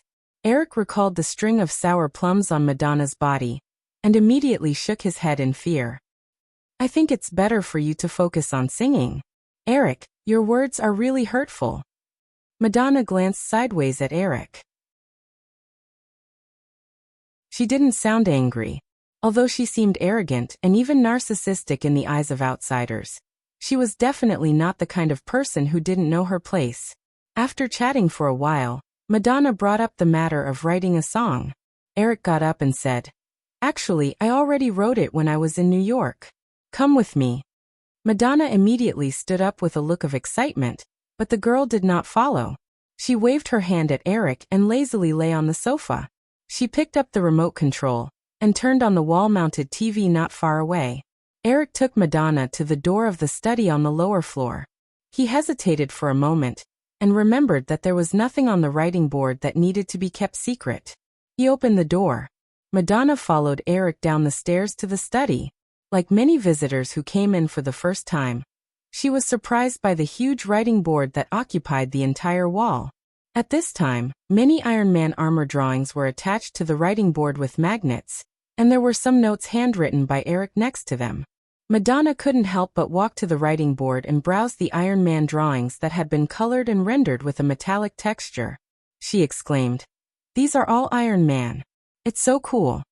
The comic image of Iron Man is actually very rough. Therefore, even people who often read comics will inevitably feel amazed when they see these realistic drawings at this time. Eric walked to Madonna and looked at the drawings attached to the writing board. He nodded and said, "Yes, when the movie is made, the effect will be even cooler. I'm really looking forward to seeing these in the movie." "Eric, will you be the director this time?" "No, but I will be in charge of the production." Madonna browsed through the dozen or so drawings with great interest and asked a few questions curiously before she went to the piano in the corner with Eric. Eric sat down in the chair and handed over the written music score and lyrics. "Here, take a look first." Madonna didn't sit down next to him. She took the folder handed over by Eric and leaned against the piano and couldn't wait to open it. "Alive, looking at the name, it has a bit of a rock and roll flavor," Madonna commented subconsciously after just glancing at the name of the song. This is originally an electronic rock song. Eric also listened to the song Ray of Light that Madonna sent over, which also has a strong rock and roll style. Only then did he remember this song, so after slightly modifying it, he took it out. In the future, after the post-arrangement, the style of the whole song will definitely be more suitable for Madonna's new album, but this is not something that Eric needs to worry about. What Madonna doesn't lack is a professional team.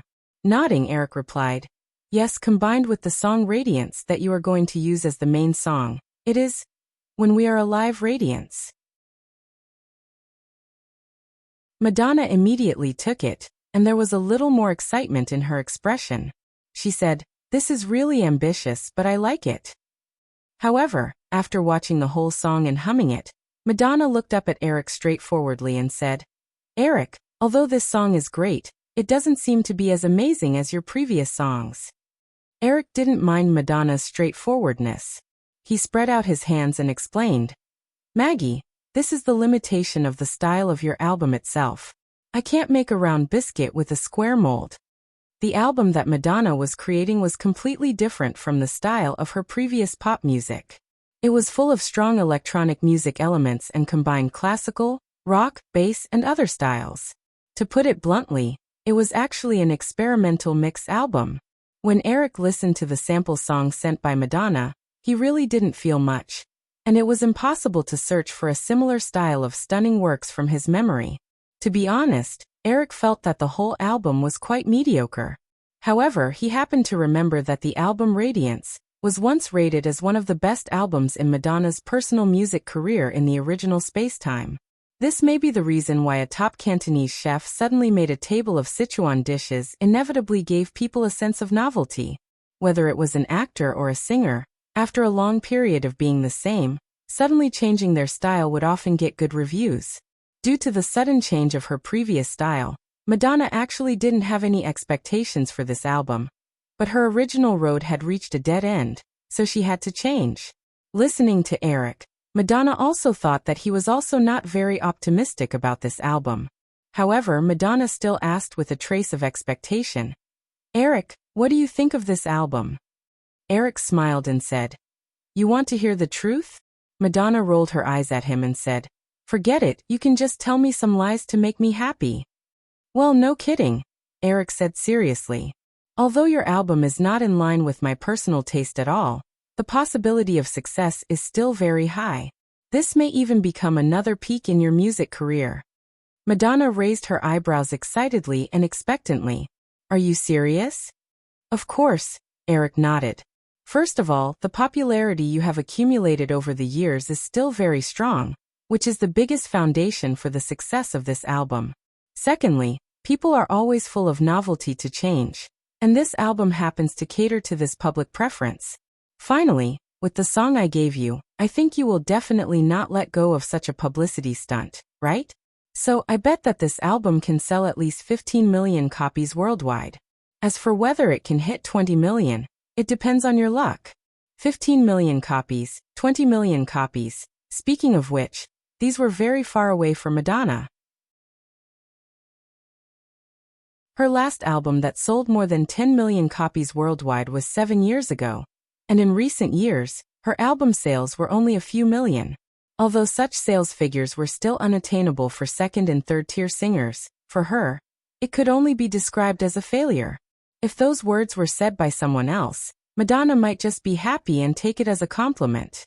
But when it was said by Eric, she almost immediately believed it, so her whole person was a little excited. As an ambitious woman, she was never willing to be silent. In her excitement, Madonna's nature was revealed. She came over and put her hands on Eric's shoulders and began to seduce him. "Then Eric, since it's a bet, what do you want to bet?" Eric moved back a little on the swivel chair to avoid Madonna's body that wanted to straddle his lap. He shook his head and said, "Stop, Maggie, I don't want to bet on anything." "Then I'll just admit defeat," Madonna said, moving closer. Her hands slid from Eric's shoulders to his chest, as if she wanted to unbutton his shirt. Eric saw that words could not subdue the vixen, so he reached out and grabbed her two wrists, and his body moved back a little. Madonna's hands were restrained by Eric, and her body lost support and suddenly fell in front of Eric. Releasing Madonna's hands, Eric pressed the woman who struggled to get up, pinched her well-maintained face, and said in a very cold tone, "In that case, use your mouth, I can reluctantly accept." Madonna looked up and saw Eric's condescending gaze, and felt the strength of the big hands on her cheeks. The humiliation in the other party's words not only did not make her angry, but she felt weak all over, and almost trembled as she whispered, "Oh, Eric Williams, you are really a bastard." After more than a month of busy work, the model of the Titanic that was originally in Rosarito, Mexico, had been completely transported back and built in Firefly Cineplex. Because Cameron spent a lot of money to almost completely duplicate a large number of furniture, carpets, curtains, and even tableware inside the Titanic, the rearrangement was also very fast. At this time, the first-class banquet hall in the model of the Titanic had been refurbished. The celebration banquet for the global box office of Titanic, breaking $1.8 billion was held in the banquet hall of the ship. It was already evening, and the guests attending the celebration party were arriving one after another. Eric, Cameron, and Katzenberg stood side by side on the observation deck outside the ship's steering room, which was the position that the captain of the Titanic used to occupy in the movie. The ship just happened to be oriented east-west, facing Mariandre Bay not far away, occupying a large area in the northeast corner of the Cineplex. This was naturally the result of Cameron's insistence. Otherwise the hull would have to conform to the rectangular layout of the Cineplex that was slanted in the northeast direction. However, it was also because of this insistence that at this time, when the sky was covered with burning clouds, The view from the railing was exceptionally magnificent.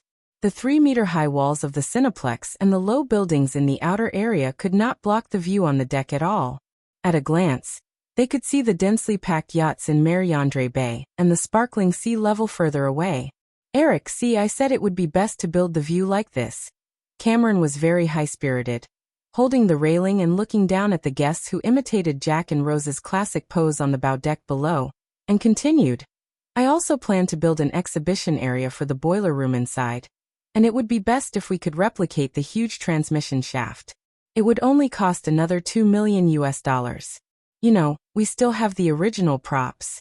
However, Jeffrey hopes that the interior of the cabin can be converted into a warehouse. Oh, can you imagine? The Titanic has become a warehouse? Eric smiled and looked at the helpless Katzenberg and said, Jeffrey also hopes that this model can be used as much as possible. Jim, you have to know, if it is completely useless, maybe in a few years, we will have to dismantle this model. After all, it occupies a large area. Cameron saw that Eric was not on his side this time, so he retorted, Are the restaurants, banquet halls, and souvenir shops not enough? Of course these are enough, but forget about the boiler room, Jim. People won't be interested in these. Cameron was still unwilling to give up and said, Before this movie was released, many people also thought that people would not be interested in such a movie. The two sides bargained for a while, and Eric finally agreed that Cameron could build a small exhibition hall, but most of the bottom area would still be used as a storage warehouse in the Cineplex. After all, the huge hull of more than 270 meters covered an area almost equivalent to 4 large studios in the Cineplex.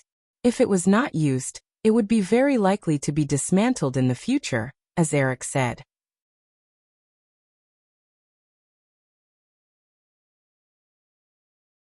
Chapter 858. With the passage of time, the sky had darkened. The giant Titanic model, which was located in the northeast corner of Firefly Cineplex, had also lit up all the lights. Against the surrounding twilight, it really looked like a huge ship drifting on the sea. As the most high-profile party in Los Angeles after the Vanity Fair dinner in March, the celebration banquet for the global box office of Titanic, breaking $1.8 billion had gathered more than 700 Hollywood stars, singers, and celebrities. Because most of the most powerful people in Hollywood were gathered at this party, many people spared no effort to get an invitation to this party. Eric even saw the girl receive a call last night asking for an invitation through her connections. At 7 o'clock, the party officially began. Because everyone was not the kind of person who liked to procrastinate, there was no lengthy speech.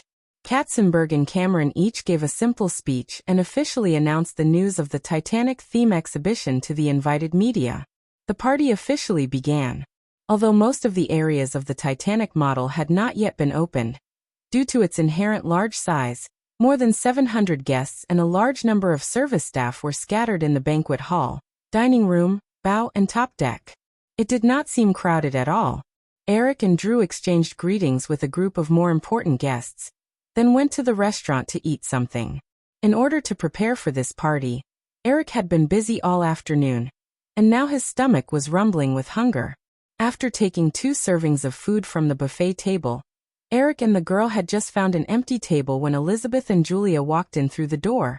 The 2 women did not avoid the strange looks of other people in the dining room. They took the food and walked straight over. Good evening, Eric. Elizabeth sat down on the seat on Eric's left under Julia's slightly resentful gaze. She nodded to him and looked at the girl. Good evening, little B***Tisich. Seeing that the girl picked up the fork and was about to play darts, Eric quickly stopped her. Okay, stop it. Liz apologized to Drew. Don't talk like that in the future. Elizabeth was very reluctant.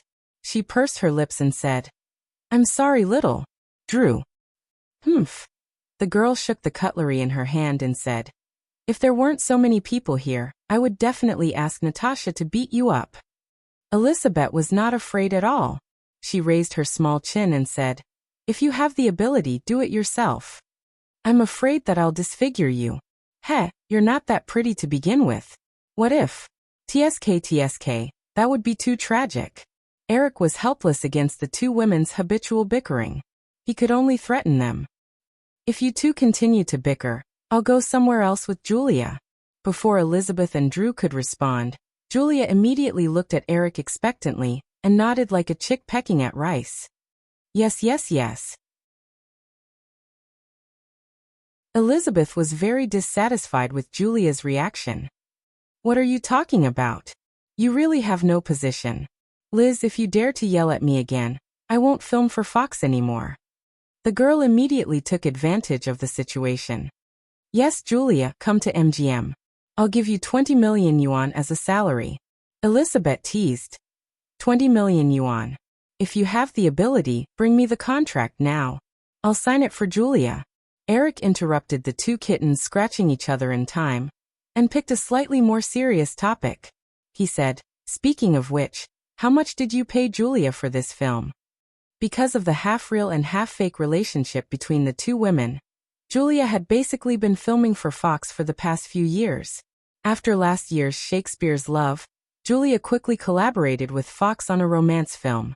Eric also had a little hand in it, so he easily picked My Best Friend's Wedding, which Julia had a good reputation for. However, after bringing Claudia Schiffer into the cast, Eric didn't care about this anymore. Recently, he only saw that My Best Friend's Wedding was scheduled to be released in mid-July. Together with Ice Age, they were Fox's summer movies. Julia 15 million yuan, Claudia 5 million yuan. Elizabeth didn't hide it and said, the total cost was only $40 million and they took up half of it. The salaries of actors are really getting higher and higher now. I feel that it will be difficult for low-budget commercial films to hire A-level stars in the future, especially after Titanic. Everyone will definitely focus on a few blockbusters every year. A-level actors will also definitely lean towards these movies. Perhaps, only these movies can afford A-level stars. Oh, it's only in the past few years. I heard that Germany has begun to discuss the topic of revising the tax laws to prevent capital outflows. Since Jim Carrey received the first $20 million from Sony Pictures, most A-level stars in the past few years had greatly increased their net worth. However, Eric also knew that this phenomenon was mainly caused by a large number of tax-avoiding funds from all over the world flowing into Hollywood, especially from Germany. In recent years, the funds flowing into Hollywood had exceeded $3 billion per year, accounting for almost a quarter of all the film production budgets in Hollywood. However, the good days of Hollywood superstars were actually in the last few years. In the next few years, when the new technology bubble burst, some important film capital exporters would tighten their investments, and the salaries of Hollywood superstars would return to rationality. Even if they were still worth $20 million, there were not many who could really get $20 million. Eric was casually chatting with the three women when Cameron hurried over from the restaurant door. He nodded to the three women and said to Eric, "Eric, come with me, I'll take you to see someone." Eric got up and asked curiously, "Who?" Cameron smiled and said mysteriously, "Peter Parker." Eric immediately understood. Cameron had recently begun to look for the male lead for Spider-Man. Eric did not have any feelings for the previous Spider-Man actors, so he did not intervene in this matter and let Cameron do what he wanted. He just gestured to the three women, and Eric left with Cameron feeling assured. In fact, without him, why Elizabeth and Drew could be more harmonious. The two women were very smart and would not really have any conflicts in public. Cameron was mysterious all the way, and Eric was too lazy to immediately get to the bottom of it. The two came to the top deck together, and following Cameron's guidance, Eric immediately saw a family of four standing together. A couple, a boy of 16 or 17 years old, and a girl of 5 or 6 years old. Eric recognized them at first glance. He took 2 steps forward and patted the young man's shoulder. Then he pulled the young man over and hugged him. "Hey Stu, long time no see." He sighed emotionally. "Hey Stu, long time no see." The family in front of him was Eric's neighbor when he lived in North Hollywood, Runkle's family. The boy who Eric hugged was naturally the male lead of Home Alone, Stuart Runkle. After filming Home Alone 3, due to his age, Stuart Runkle was no longer suitable to continue the path of child stars, and he had been silent for years. Eric later vaguely heard that his family moved to New York, and he never saw them again. In fact, what Eric was more fortunate was that Stuart Runkle did not follow the path of Macaulay Culkin in the Uehara spacetime. Eric, I'm so happy to see you again. Stuart Runkle was obviously a little excited. After the hug, the boy immediately turned around, pulled the little girl of 5 or 6 years old over, and introduced, Eric, this is my sister Linda. Hello, little one. Eric reached out his hand. The little girl was obviously carefully taught. She obediently reached out and shook Eric's hand, and said in a childish tone, Hello, Mr. Williams, I like your movies very much. Eric smiled and joked. Did you see your brother in the movie? The little girl nodded. I saw him, my brother was so good at that time. I also want to be like him. Oh, then your parents will have a headache, Eric joked, and then greeted the Runkle couple. Although there were some disagreements in the later cooperation, it was the past at this time, and Eric certainly did not care about it. The attitude of the Runkle couple was much more humble and sophisticated than a pair of children, and they carefully complimented each other, and they did not forget to mention some old things in the past. After chatting for a few minutes, Eric was not in a hurry to ask Cameron what was going on. After all, everything was clear. In the original plan, Eric hoped that the new version of Spider-Man would start when Peter Parker was in high school. Although most of the high school students in Hollywood teen movies were basically played by actors over 20 years old, this was also a helpless move to maintain the quality of the actors. After all, the young actors who were really in high school would definitely not be good enough.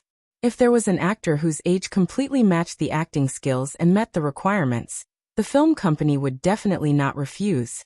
At this time, in the face of the upcoming Spider-Man movie, Stuart Runkle, who had risen to fame with Home Alone and was now a 16-year-old boy, was the most suitable candidate. Eric just did not expect Cameron to bring him to him without greeting him at all. Cameron let Eric hear, and was quickly pulled away by other guests. Eric chatted with the family for a while, then took Stuart to the railing not far away. Casually leaning on the railing, Eric looked at the teenager who was a little reserved in front of him and smiled. How have you been these years? It's okay, mainly going to school, and occasionally taking on 1 or 2 movies. Stuart also leaned on the railing and said, My parents are quite disappointed, not as glorious as before. I think it's good. When director Cameron called, I even hesitated whether to go back to my old life. Perhaps it was because of his early experience. Stuart's tone was a bit more mature than a teenager's. Eric nodded slightly and said, In the end you decided to give it a try? Well, you know my parents, Stuart said. But Eric, if I can pass the audition, I hope to sign the contract in 2 months. Eric wondered. In a few months, why? Stuart said frankly, My 16th birthday in July. Eric also understood. According to federal law, teenagers over the age of 16 could already have financial autonomy. Stuart obviously didn't want his parents to rely on their guardianship to cause any more trouble. That's not a problem, it's only 2 months. I'll help you delay it. Stuart smiled and said, Eric, I haven't even auditioned yet. Oh, I still have a lot of confidence in you. Eric also smiled and said, But in fact this role is not as good as outsiders think. Jim must have told you some of the requirements of this role, right? This he hasn't told me yet. It's like this. Since Cameron did not have time to say it, Eric explained, We plan to create a very large comic book movie series. So once this role is confirmed, you have to sign at least 6 contracts at once. Stuart obviously had the intelligence of the past. Although Firefly had not publicly announced the Marvel Cinematic Universe plan, he could guess and said, Is it like MGM's Secret Service movie universe? Eric nodded. Yes, so if you're sure to participate, you may be tied to this role for at least the next 10 years. Stuart's expression showed some hesitation. Even a slightly idealistic actor would not want to be tied to a role for a long time. Eric would not force anything. In order to ensure the smooth implementation of the Marvel Cinematic Universe, it was necessary to sign a package contract in advance. This would not change for anyone. Eric did not want to have to go through all kinds of tug-of-war with actors for every movie in the future. After a while, Stuart asked again, Eric, isn't 6 movies too much? There are basically no Hollywood movies that can make 6 movies, right? Our rough plan is to make 3 solo movies and 3 crossover movies, just like MGM's Secret Service movie universe. So if we extend it to the later stages, 6 movies may not even be enough. Eric explained briefly. These details would be mentioned before signing the contract with the actors, so it was not considered a secret. After a pause, Eric added with a smile. However, there's one more thing. Our remuneration plan is also very generous. This will use a floating mechanism linked to the box office. On the basis of a guaranteed salary, the higher the box office, the higher the salary of the lead actor. Moreover, in order to show fairness and equality, if the contract cannot be executed due to Firefly, the actor will also receive a certain amount of compensation. You're tuning in to the Earbook Haven YouTube channel.